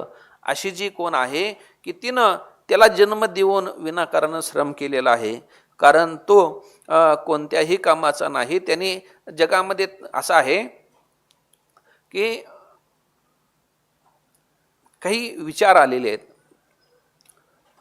मनुष्य जीवनामध्ये विचार करत असताना 3 प्रकारचे विचार सांगतात. एक आहे सार्थ विचार, एक आहे निरर्थक विचार आणि एक आहे अनर्थकारी विचार. 3 प्रकारचे विचार आहेत. एक आहे निरर्थक विचार, की ज्या विचारामध्ये काही अर्थ नसतो. काही माणसं विचार करत बसतात. तुकोबाराय म्हणतात, विचार करता वाया जाय काळन लटिके ते मूळ फजितीचे. त्याला काही अर्थ नाही. शास्त्रामध्ये त्याचे दाखले आलेले आहेत. काकस्य कतिवा दंतीही गर्दभस्य कतिवा केशहा. गाढवाचे केस मोजण्याचा विचार करणं हा व्यर्थपणाच आहे, निरर्थक विचार आहे. कावळ्याला दात किती आहेत ह्याचा विचार करायचा कशासाठी, निरर्थक विचार. किंवा तुकोबाराय असं म्हणतात ना, अरे हे देह व्यर्थ जावे, ऐसे जरी तुझं व्हावे, तरी सारीपाट मनोभावे नाही, तरी द्युतकर्म मनोभावे सारीपाट खेळावा. आता हे लोक अशा प्रकारचे पत्त्या खेळणारे लोक फुकटच जीवन घालवतात ना, ह्याला निरर्थक अशा प्रकारचं जीवन घालवलं असं म्हणतात. हे पहिला विचार आहे. दुसरा आहे तो म्हणजे अनर्थकारी जीवन. ते जीवन असं आहे की जे स्वतःच्या कामाला तर नाहीच, पण जगाला त्रास देण्याकरता ते आपलं जीवन खर्च करत असतात. अनर्थकारी जीवन. जगामध्ये जे अत्याचार, अनाचार, बलात्कार अशा प्रकारचे कृत्य करणारे जे लोक आहेत ना, ते अनर्थकारी जीवन आहे ना. मला असं आहे की काल परवा झालेला पहलगावचा हल्ला किंवा 26 अकरेला झालेला मुंबईचा हल्ला, मला सांगा काय वय होतं ते अजमल कसाबचं? 21 किंवा 22 वर्ष वय होतं. ओठावरती मिशीसुद्धा फुटलेली नव्हती. अशा वयामध्ये लोकांना गोळ्या घालण्याची प्रवृत्ती निर्माण होते. काय विचार असेल होत्या? म्हणजे त्यांच्या विचाराचा आपण विचारच करू शकत नाही. धर्म विचारून गोळ्या घालण्याची वृत्ती ज्यांच्या डोक्यामध्ये भरवली असेल लहान लहान मुलांच्या, किती अनर्थकारी विचार आहे हा, किती वाईट विचार आहे. पण असे सुद्धा जगामध्ये लोक आहेत म्हणजे त्यांचं जगणं म्हणजे तुकोबाराय या ज्या अभंगामध्ये म्हटलेलं आहे हे खळच आहेत, हे दुष्ट लोक आहेत, हा हे अनर्थकारी विचार. शेवटी भगवान परमात्म्याला बोलावं लागलं की एताम दृष्टीमौष्टभ्य नष्टात्मानोल्पबुद्धया प्रभवंती उग्रकर्मान शयाय जगतो अहितः. जगाचा क्षय व्हावा, अहित व्हावं यासाठी उग्र कर्म करणारे जे आहेत ना, हे आसुरी लोक आहेत, हे खळ लोक आहेत, हे दुष्ट लोक आहेत. तुकोबाराय म्हणतात त्यांना उपदेश करून काही फायदा नाही. उपदेश किती करावा खळाची. त्याला जन्म देऊन त्याची जी आई आहे तिचं जीवन म्हणजे असं आहे, तुका म्हणे त्याशी काय व्याली रांड, अशी जी आहे तिनं तिला जन्म देऊन काही उपयोग झालेला नाही, जगाचं वाईटच केलेलं आहे. करी बडबर रात्रंदिवस. समर्थाशी लाज आपल्या नामाची, शरण आल्याची लागे चिंता, न पाहे त्याचे गुणदोष अन्याय, सुखदेवनीस आहे दुःख त्याचे, मान भलेपण नाही फुकासाठी, जयावरी गाठी झिजस आहे, तुका म्हणे हे तू सर्व ही जानशी, मज अधिराशी धीर नाही. समर्थाशी लाज आपल्या नावाची, शरण आल्याची लागे चिंता. भगवान परमात्मा हा समर्थ आहे आणि समर्थाला आपलं नाव सांभाळावं लागतं असं म्हटलेलं आहे. समर्थाची व्याख्या तुकोबारांची आलेली आहे गाथ्यामध्ये. समर्थ कोणाला म्हणावं, तुळशी रामायणामध्ये आलेले, तुळशी रामायणामध्ये व्याख्या आलेली आहे. समर्थ कहू नाही दोष गोसाई. समर्थ कोणाला म्हणावं, ज्याच्यामध्ये कसलाच दोष नाही, जो सर्व श्रेष्ठ आहे त्याला समर्थ असं म्हणावं. आणि ज्याच्यामध्ये कोणताच दोष नाही त्याला समर्थ म्हणावं असं तुळशी रामायणामध्ये व्याख्या आलेली आहे. असं आहे की एखादा सोन्याचा प्याला आहे, ग्लास आहे, त्याची सोने म्हणून किंमत मोठी आहे, सोनं म्हणून त्याची किंमत मोठी आहे. पण जर त्याला जर छिद्र असेल, त्या सोन्याच्या ग्लासला जर छिद्र असेल, प्याल्याला छिद्र असेल, सोनं म्हणून त्याची किंमत मोठी आहे, पात्र म्हणून नाही आहे. तो पात्र म्हणून त्याची किंमत नाही, त्या बाबतीमध्ये तो अपात्र आहे. तसं समर्थ जो सर्वश्रेष्ठ आहे, की समर्थाचे घरी सकळ संपदा नाही तुटी कदा कासयाची, किंवा बाळक्रीडेमध्ये तुकोबाने समर्थ ते गाते हरीचे पवाडे. आणि त्या पद्धतीने भगवान परमात्मा हा सर्वश्रेष्ठ आहे. मग सर्व समर्थ असताना मग समर्थाला काय असतं, लाज आपल्या नावाची. म्हणजे समर्थ असलेल्याला आपलं नाव कसं टिकेल, आपलं नाव कसं वाढवेल यासाठी तो चिंता करत असतो. म्हणून आपल्या शरण आल्याची लागे चिंता. म्हणजे त्यांनी काय करायचं असतं की आपल्याकडे येणारे जे कोणी असतील त्यांची उपेक्षा कधी करायची नाही, त्यांना जे पाहिजे ते द्यायचं. कारण ज्ञानोबारायांनी एक ठिकाणी असं म्हटलेलं आहे, तळल्या वळल्या एकची पक्वाने, समर्थाचे पंक्ती भोजने, तळल्या वळली एकची पक्वाने. समर्थाकडे सर्वांना सारखंच असतं. म्हणून तसं देवा तू समर्थ आहे ना, मग जे काही आलेले असतील, शरण आलेले असतील, त्यांची चिंता वाहनं हे तुझं काम आहे. न पाहेत याचे गुणदोष अन्याय, सुखी करुणीस आहे दुःख त्याचे. त्याचे कमी जास्त दोष न पाहता त्यांचा उद्धार करणं हे देवा तुझं ब्रीद आहे आणि त्यासाठी तो समर्थ आहे. मान भलेपण नाही फुकासाठी, जयावरी गाठी झीजस आहे. म्हणजे भगवान परमात्मा असे जे कोणी असतील ना, आपल्या पदरचं देऊन जयावरी गाठी झीजस आहे. जे कोणी कितीही कष्ट पडले तर आपल्या स्वतः कष्ट करून त्याचं संरक्षण करण्यासाठी आणि त्यांचा मान वाढवण्यासाठी भगवान परमात्मा तो सतत कार्यरत असतो. तुका म्हणे हे तू सर्वही जानसी, मज अधिराशी धीर नाही. तुकोबाराय म्हणतात देवा हे तुला सर्वच माहिती आहे, पण असं असताना सुद्धा मी त्या बाबतीमध्ये अतिशय उतावीळ झालेलो आहे, अधीर झालेलो आहे. म्हणून माझं सुद्धा त्या प्रकारे गुणदोष न पाहता माझंही कल्याण कर, अशी तुकोबाराय या ठिकाणी मागणी करतात. आनंदी कीर्तन कथा करी घोष, आवडीचा रस प्रेम सुख, मज या आवडे वैष्णवांचा संग, तेथे नाही लाग कळी काळाचा. स्वल्प मंत्र वाचे बैसलासी निका, रामकृष्ण सखा नारायण, उच्चारिता दुजे वाटे मज लाज, उपदेश काज आन नाही. तुका मने मन रंगलेसे ठाई, माझे तुझ्या पायी पांडुरंगा. आनंदी कीर्तन कथा करी घोष, आवडीचा रस प्रेम सुख. भगवंता तुझ्या कीर्तनाचा तुझ्या कथा कीर्तनाचा मी आवडीने रस प्रेम सुख मी प्राशन करीन. आनंदे कीर्तन कथा करी घोष. आनंदाने मोठ्या आनंदाने हा रस आनंदाचा आणि घोष करा. तीन प्रकारचं भगवंताच्या तीन प्रकारचे चिंतन सांगितलेले आहेत, कीर्तन सांगितलेले आहे. एक आहे ते म्हणजे घोषात्मक, दुसरं आहे चिंतनात्मक आणि तिसरं आहे कीर्तनात्मक. घोषात्मक असं सांगतात परंपरेने, ज्याच्याकरता काही साधनाचा अवलंब करून जे भजन केलं जातं, नामस्मरण केलं जातं, ते आहे घोषात्मक. त्याच्याकरता काही वाद्याचं साह्य घेतलं जातं, ज्याच्याकरता काही उपकरणाचं साह्य घेतलं जातं, असं साह्य घेऊन जे भजन चिंतन केलं जातं ते आहे घोषात्मक. लावणी मृदंग श्रुती टाळ घोष साह्य घेऊन केलं जातं. दुसरं आहे चिंतनात्मक, कशाचंही साह्य न घेता एकट्याने, म्हणजे ज्ञानदेवा मौन जपमाळ अंतरी असं जे भजन केलं जातं ते आहे चिंतनात्मक. आणि तिसरं आहे जे कीर्तनात्मक, म्हणजे भगवान परमात्म्याचं जे गुण आहे, देवाच्या लीला आहेत, देवाचे अभंग आहेत, ओवे आहेत, सर्वांनी एकत्र येऊन मोठ्या आनंदाने गात नाचत जे केलं जातं त्याला कीर्तनात्मक चिंतन अशा प्रकारचं म्हणत असतात. तुकोबाराय म्हणतात, आनंदे कीर्तन कथा करे घोष. आवडीचा रस प्रेम सुख आवडीने करीन आणि त्याच्यातला रसपान करीन. असं प्रेम सुख देवा मी घेईन. मज या आवडे वैष्णवांचा संग, तेथे नाही लाग कळी काळाचा. तेथे त्या ठिकाणी कळीकाळ येत नाहोत. यमधर्म सांगे दुता तुम्हा नाही तेथे सता. जेथे होय हरिकथा सदा घोष नामाचा, तिथं कळीकाळ येत नाही. स्वल्प मंत्र वाचे बैसलासे निका. रामकृष्ण सका नारायण अत्यंत सोपा. सोपे हे साधन लाभ येतो गरा, किंवा भक्तिपंत बहुसोपा. असा स्वल्प मंत्र असलेलं भगवंताचं नामस्मरण ते वाचेवरती बसलेलं आहे. आणि हे करत असताना आमचा सखा जो आहे पांडुरंग परमात्मा, रामकृष्ण सखा नारायण उच्चारिता दुजे वाटे मज लाज. उपदेश काज आन नाही.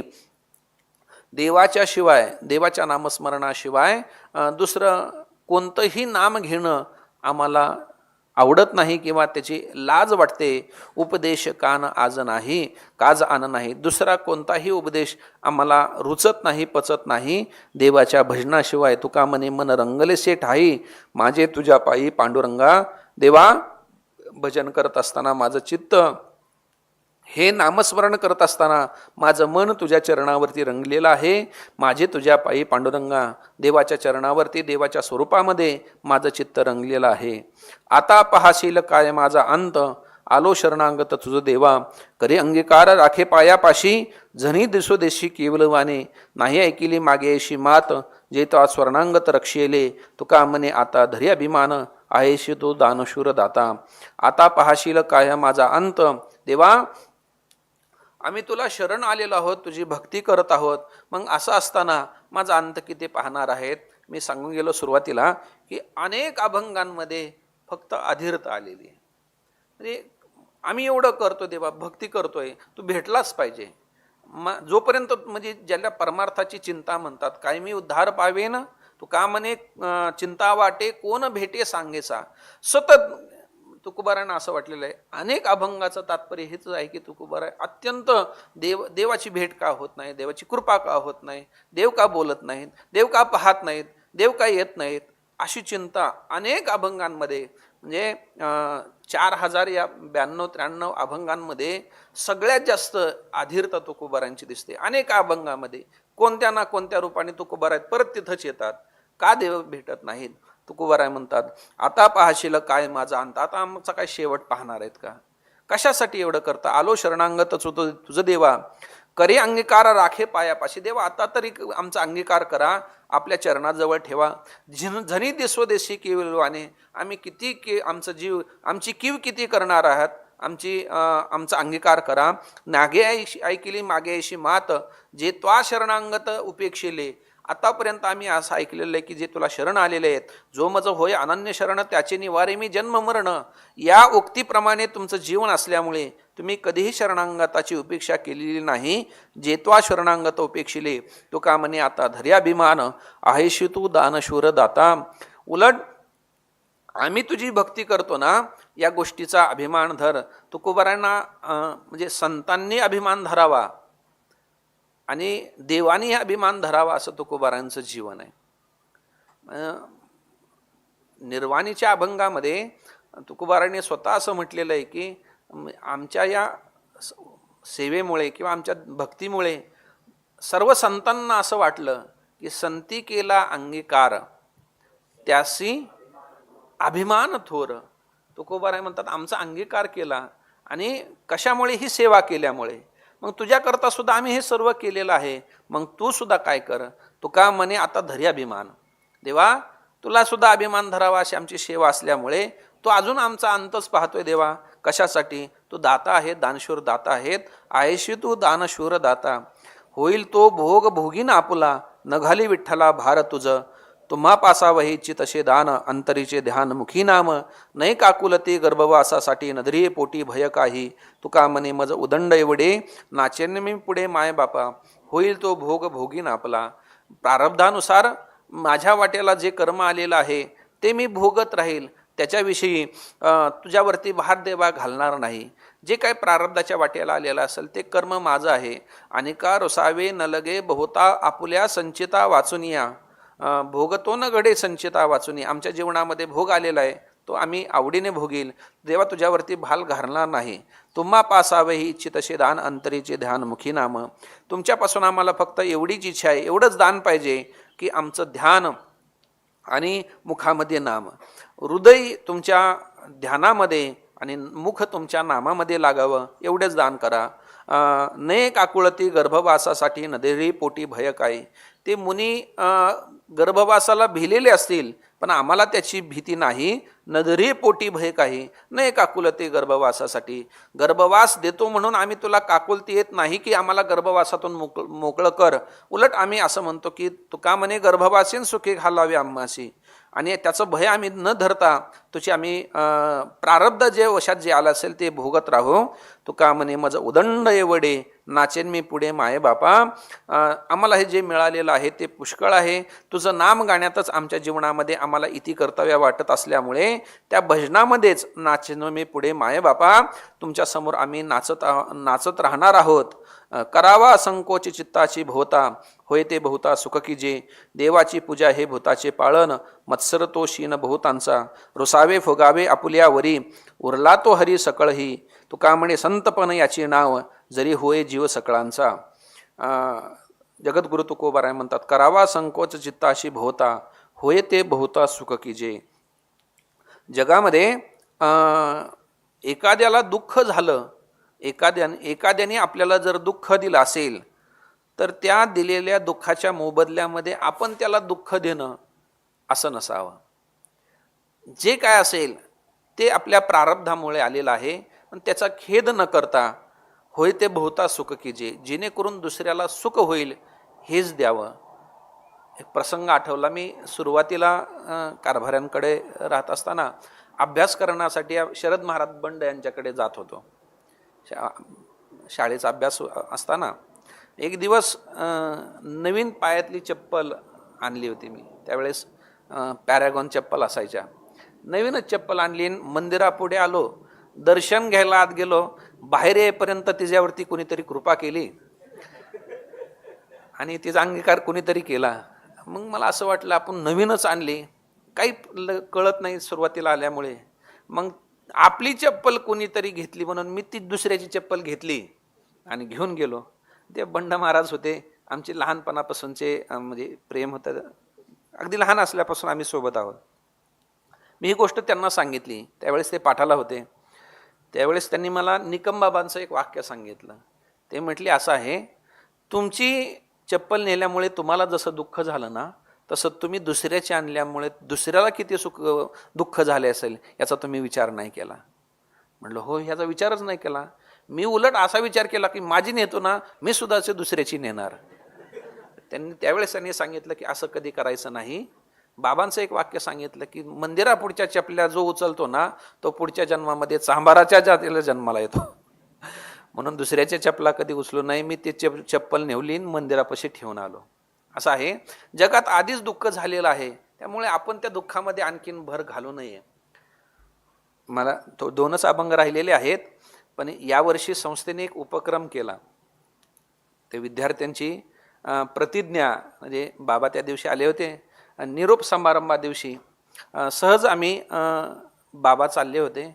मग जात असताना एक 5 मिनिटासाठी मामांचं चरित्र हातामध्ये आलं आणि मी ते सहज उघडलं, तर त्याच्यामध्ये जगात कसं वागावं असे मामांच्या चरित्रामध्ये तर सर्व आलेलं होतं.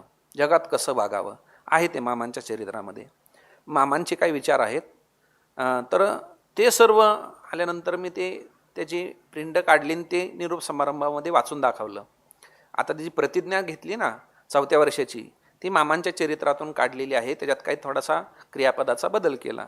तर त्याच्यात एक वाक्य आलेलं आहे की मामांनी असं लिहिलेलं आहे, आपल्या वागण्याने जगामध्ये दुःख वाढवू नका, कारण जगामध्ये आधीच लोक दुःखी आहेत.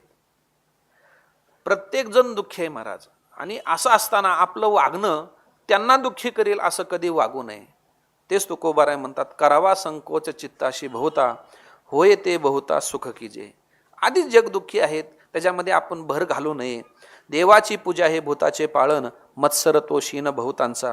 म्हणजे जगासोबत चांगलं वागण्याने सहज पूजा होते. स्वामी काज गुरु भक्ती पितृवचन सेवापती, हेची विष्णूची महापूजा. मग विष्णुमय जग वैष्णवांचा धर्म, भेदाभेद भ्रम अमंगळ. त्यामुळे असं असताना देवाची ही पूजा सहज होत असताना मत्सर तो शीन बहुतांचा, दुसऱ्याचे निंदा करणं, द्वेष करणं हे फुकट असं आहे. मत्सराचा ठाव शरीरी नसावा, लाभे विन जीवा दुःख देतो. फायदा काहीच नाही, सगळा तोटाच तोटा असल्यामुळे कशासाठी दुःख वाढवायचंय असं कधी वागू नये. मत्सर तो शीन बहुतांचा, रुसावे फुगावे आपुल्यावरी, उरला तो हरे सकळही. जे काही दुःख होईल त्याला जो तो आपल्या जबाबदार आहे. आपल्या कर्माने सुख दुःख होत असतात, दुसरा त्या गोष्टीसाठी जबाबदार नाही. उरला तो हरी सकळही. परमात्मा सर्वीकडे भरलेला आहे, त्यामुळे द्वेष कुणाचा करावा. तुका म्हणे संतपण याची नाव, जरी होय जीव सकळांचा. सगळ्यांसाठी सारखा भाव अंतःकरणामध्ये धारण करणं. आपलं असं वाटतं, तुका म्हणे व्हावा वाटे जना, आणि तुका म्हणे साठी गुन्हा. आपले गुण वाढवता आले पाहिजेत महाराज. असं आहे, विकार वाईट दुःख देण्याच्या क्रिया ह्या जगामध्ये काही कमी नाही महाराज, प्रत्येक तसेच आहेत. पण त्याच्या बाजूला येऊन आपण असं वागावं की जेणेकरून सगळ्यांना त्याचा हेवा वाटावा, जरी होय जीव सकळांचा. असं जे वागणं आहे ते जगामध्ये संत म्हणजे श्रेष्ठपणाचं आहे, संतपणाचं आहे. त्या पद्धतीने वाकावं. नाही जपतप जीवाशी आटणी, मनाशी दाटणी नाही केली. निजलिया ठाई फोकारीला धावा, साकडे ते देवा तुझं माझे. नाही अनुनिया समर्पिले जळ, सेवा ते केवळ चिंतनाची. तुका म्हणे आम्ही वेचिली उत्तरे, घेतली उदारे माये बापे. तुकोबाराय म्हणतात, नाही जपतप जीवाशी आटणी, आम्ही विधीमध्ये पार पडलेलो नाही. असं आहे, तुका म्हणे विधी निषेधाचे डोही पडले त्या नाही देव कधी. विधी हे बाकीच्या गोष्टीमध्ये असेल, पण भगवान परमात्म्याच्या जवळ विधीची काही गरज नाही. आम्ही विधीच्या पलीकडे जाऊन वागत आहोत. नाही जपतप जीवाशी आटणी, मनाशी दाटणी नाही केली. जपाधिक असेल, तपाधिक असेल किंवा योग यागाधिक असेल, याच्यामध्ये आम्ही न पडता काय केलं, निजलिया ठावी फोकारीला धावा, साकडे ते देवा तुझं माझे. आमच्या रक्षणाचं साकडं घातलं देवाला आणि निजल्या ठिकाणीच भगवंताचा धावा केला, भगवंताचं चिंतन केलं. अनुनिया नाही अनुनिया समर्पिले जळ, सेवा ते केवळ चिंतनाची. काहीतरी कुठल्या तीर्थाचं पाणी आणून देवा तुला समर्पण केलं असंही आम्ही कधी केलं नाही. फक्त देवा तुझं नामचिंतन केलेलं आहे. तू कामने आम्ही वेचिली उत्तरे, घेतली उदारे माये बापे. भगवान परमात्म्यांच्या आमच्या वचनाचा देवाने स्वीकार केलेला आहे. असं तो भगवान परमात्मा कृपाळू आहे. देहतव आहे प्रारब्ध आदीन, याचा मी कासीन वाहू भार. सर्व माझा काळ तुझिया चिंतने, काया वाचा मने इच्छित असे. लाभ तो निदसे याहुनी परता, अनेक दाता येणे जन्मे. तुका म्हणे आलो शोषित संकटे, मी माझे ओखटे आहे देवा. देहतव आहे प्रारब्ध आदीन, याचा मी काशीन वाहू भार. असं आहे, जन्म हे सर्व कर्मावरती अवलंबून आहे आणि ते प्रत्येकाचा देह हा कर्मामुळे बनलेला आहे. म्हणजे जन्माला कारण कर्म सांगितलेलं आहे. आगा कर्मी जे उरावे, तैतीही सुखदुःखी फळावे, आणि तया ते भोगाव यावे. देहा एका केले कर्म झाले तेची भोग आले. या न्यायाने हा देह प्रारब्धाच्या अधीन असल्यामुळे याचा मिकाशीनं वाहू भार, याचा त्रास किंवा याच्या देहाच्या भरणपोषणाची चिंता मी कशाला वाहू? मग त्याची चिंता न करता होईल तो भोग भोगीन आपुला, न घाली विठ्ठला भार तुझं, किंवा फार थोडे काही करोनी पातळ त्याचमध्ये काळ कडे लावू, भगवंताचं चिंतन करण्यामध्ये आम्ही काळ घालू. हे देहाच्या विषयी किंवा ह्या सर्व गोष्टी प्रारब्धावरती अवलंबून असल्यामुळे आम्ही त्याची चिंता करणार नाही. आम्ही चिंता करणार ती तुझ्या भजनाची करणार. सर्व माझा काळ तुझी या चिंतने काया वाचा मनी इच्छित असे.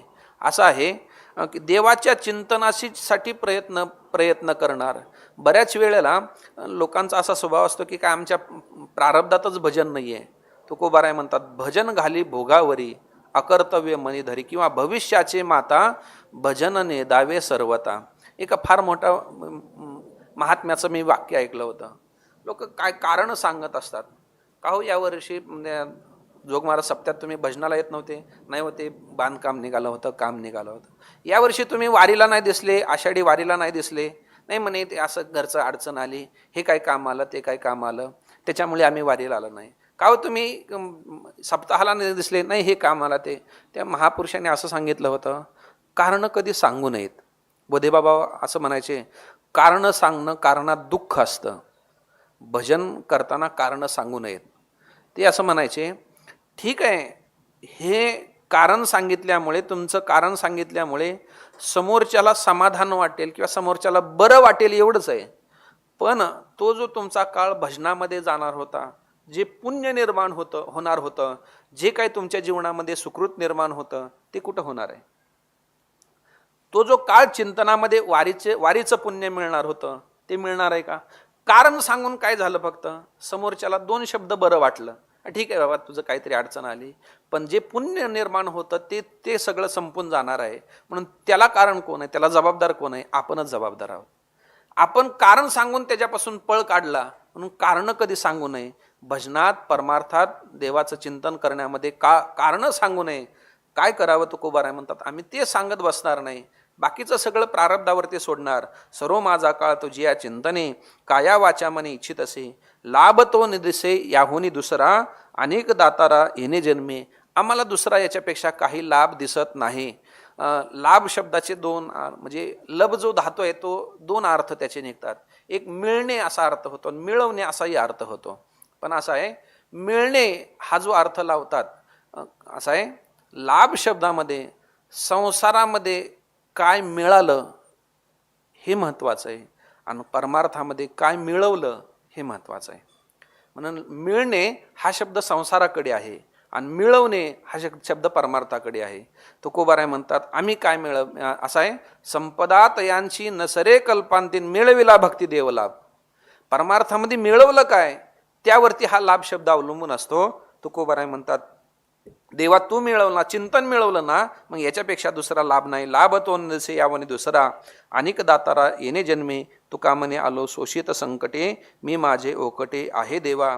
आम्ही कितीही संकट भोगली जीवनामध्ये, पण आम्हाला हे लक्षात आलं की सगळ्या संकटाला, सगळ्या दुःखाला कारण जर काय असेल तर मी आणि माझं पण हे दुःख आहे, ज्याला अहम अध्यास मम अध्यास असं म्हणतात. वैकुंठवासी गुरुवर्य घुले बाबा याला कारण अध्यास आणि कार्य अध्यास असं म्हणायचे. सगळ्या दुःखाला कारण हेच आहे. म्हणून आम्ही संकट शोषित आलो, पण तरीसुद्धा आमचा काळ, सर्व माझा काळ तुझी या चिंतने काया वाचा मनी इच्छित असे. आमची इच्छा, आमच्या जीवनातलं तात्पर्य एवढंच आहे की कोणत्याही अवस्थेत असू द्या, असं आहे, तुका म्हणे तुझे पाय आतुडती त्या विपत्ती गोड देवा. जेणेकरून तुझं चिंतन होईल असं काही असू दे देवा, ते आम्हाला आवडीचं आहे आणि तेच जीवनाचं तात्पर्य आहे, आमच्या जीवनाचं तात्पर्य आहे. बाकीचं जे घडतं ते प्रारब्धावरती अवलंबून आहे. त्याचा विचार न करता आम्ही फक्त आमचा काळ तुझ्या चिंतनामध्येच, तुझ्या नामसंकीर्तनामध्येच घालू, असं तुकोबारायांचं मनोगत आहे. यथामती यथावकाश, दिलेल्या वेळेपेक्षा थोडा जास्त वेळ झालेला आहे, त्याबद्दल मी सर्वांची क्षमा मागतो. या चालू असलेल्या तुकोबारायांच्या चिंतनामध्ये आजची ही सेवा माझ्याकडे दिलेली होती. यथामती यथावकाश, श्रीगुरूंच्या कृपेने, आपणा सर्व साधू संतांच्या आशीर्वादाने बोलण्याचा मी प्रयत्न केलेला आहे. जे बोललेलं आहे ते सर्व गुरुजनांचं आहे. गाथ्यावरती बोलण्या इतका आपला अधिकार निश्चितच नाही आहे, माझा तर नाही, कारण ही अक्षरे नव्हती देखा, हे सामान्य अक्षरे नाही आहेत. एक वाक्य बोलतो आणि थांबतो. आम्ही डोंगरावरती असताना एक सवय अशी होती की रोज काहीतरी लिहायचं गाथ्यावरचं. मग मी असा विचार केला की म्हणलं आपण लिहित असताना अर्थ लिहित जाऊ, सगळ्या गाथ्याचा अर्थ लिहित जाऊ. आणि पण सवय अशी होती की काही जरी झालं तर ते पहिलं तुकोबारांना विचारायचं, गाथ्याला विचारायचं, त्यांनी होकार दिला तर ते करायचं, नाही तर करायचं नाही. मी गाथ्यावरती आपण लिहित जाऊ असा विचार आला की तो रोज लिहित जाऊ. मनोमन प्रार्थना केली, तुकोबारायला विनंती केली, गाथा ठेवला. म्हटलं माझ्या मनात अशी इच्छा आहे की लिहित जावं, तेवढा चिंतनामध्ये वेळ जाईल. मी कधी बोललो नाही, आजच सांगतोय आठवलं म्हणून. मी ते गाथ्यांना तुकोबारांना समोर ठेवलं, प्रार्थना केली आणि प्रश्न विचारला. मला उत्तर असं मिळालं. तो अभंग असा होता, चौकण्णी महाराज. तो अभंग असा होता, रडे अलंकार दैन्याचे वाणी उत्तम, रडे अलंकार दैन्याचे कांती उत्तमा विपत्ती संगे घडे. तू ह्याच्यावरती बोलू नको, लिहू नको, तू तुझं काम करत जा. कारण ही अक्षरं तेवढी सामान्य नाही आहेत. तुझा अधिकार छोटा आहे, तू फार लहान आहे. फक्त सेवा करत जा, अक्षराची सेवा करत जा, एवढंच आपलं काम आहे. आपण तुकोबाराय ज्ञानोबारायांचे पायिक आहोत. त्यांच्या अक्षरांची सेवा, वाचन असेल, जे काय असेल ते करत राहावं, एवढाच त्याच्या पाठीमागचा भाव आहे. झालेली सेवा सद्गुरू जोग महाराज ज्ञानोबाराय तुकोबारायच्या चरणी समर्पित करतो. या ठिकाणी थांबतो. पुंडलिक वरदा हरी विठ्ठल, श्री ज्ञानदेव तुकाराम पंढरीनाथ भगवान की जय. माऊली ज्ञानेश्वर महाराज की जय. जगद्गुरु तुकाराम महाराज की जय.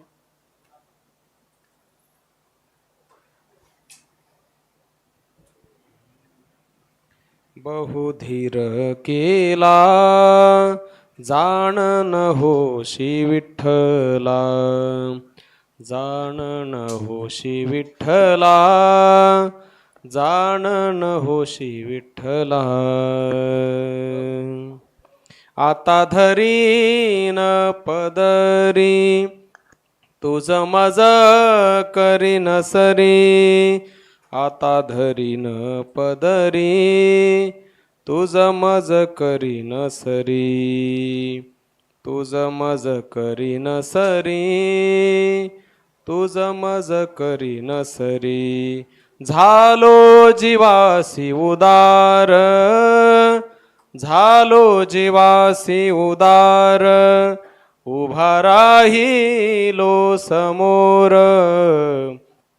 आता धरीन पदरी तुझ मज करीन सरी, तुझ मज करीन सरी, तुझ मज करीन सरी.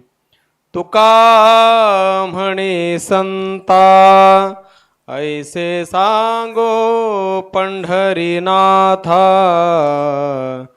आता धरीन पदरी तुझ मज करीन सरी, तुझ मज करीन सरी, तुझ मज करीन सरी.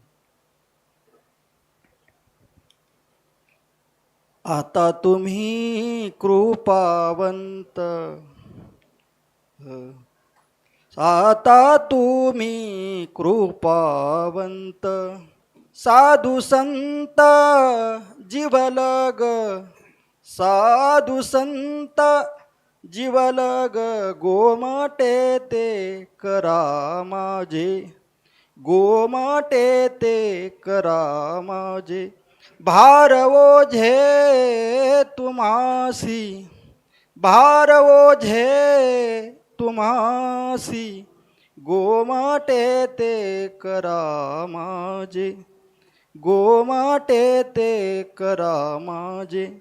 वंचिल बरोबर, वंचिले ते पायापासी, नाही आसी वेगळे, नाही आसी वेगळे, गोमाटे ते करा माझे, गोमाटे ते करा माझे.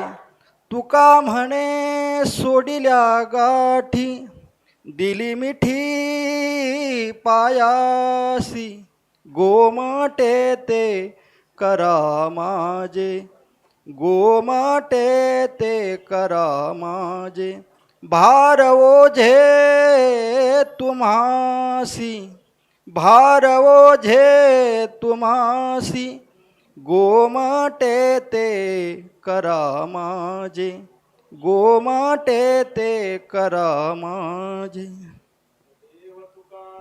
ज्ञानदेव तुकाराम ज्ञानदेव तुकाराम ज्ञानदेव तुकाराम तुकाराम तुकाराम कुंडलिक वरदाहरी विठ्ठल श्री ज्ञानदेव माऊली ज्ञानेश्वर महाराज की जय. जगद्गुरु तुकाराम महाराज. पुढील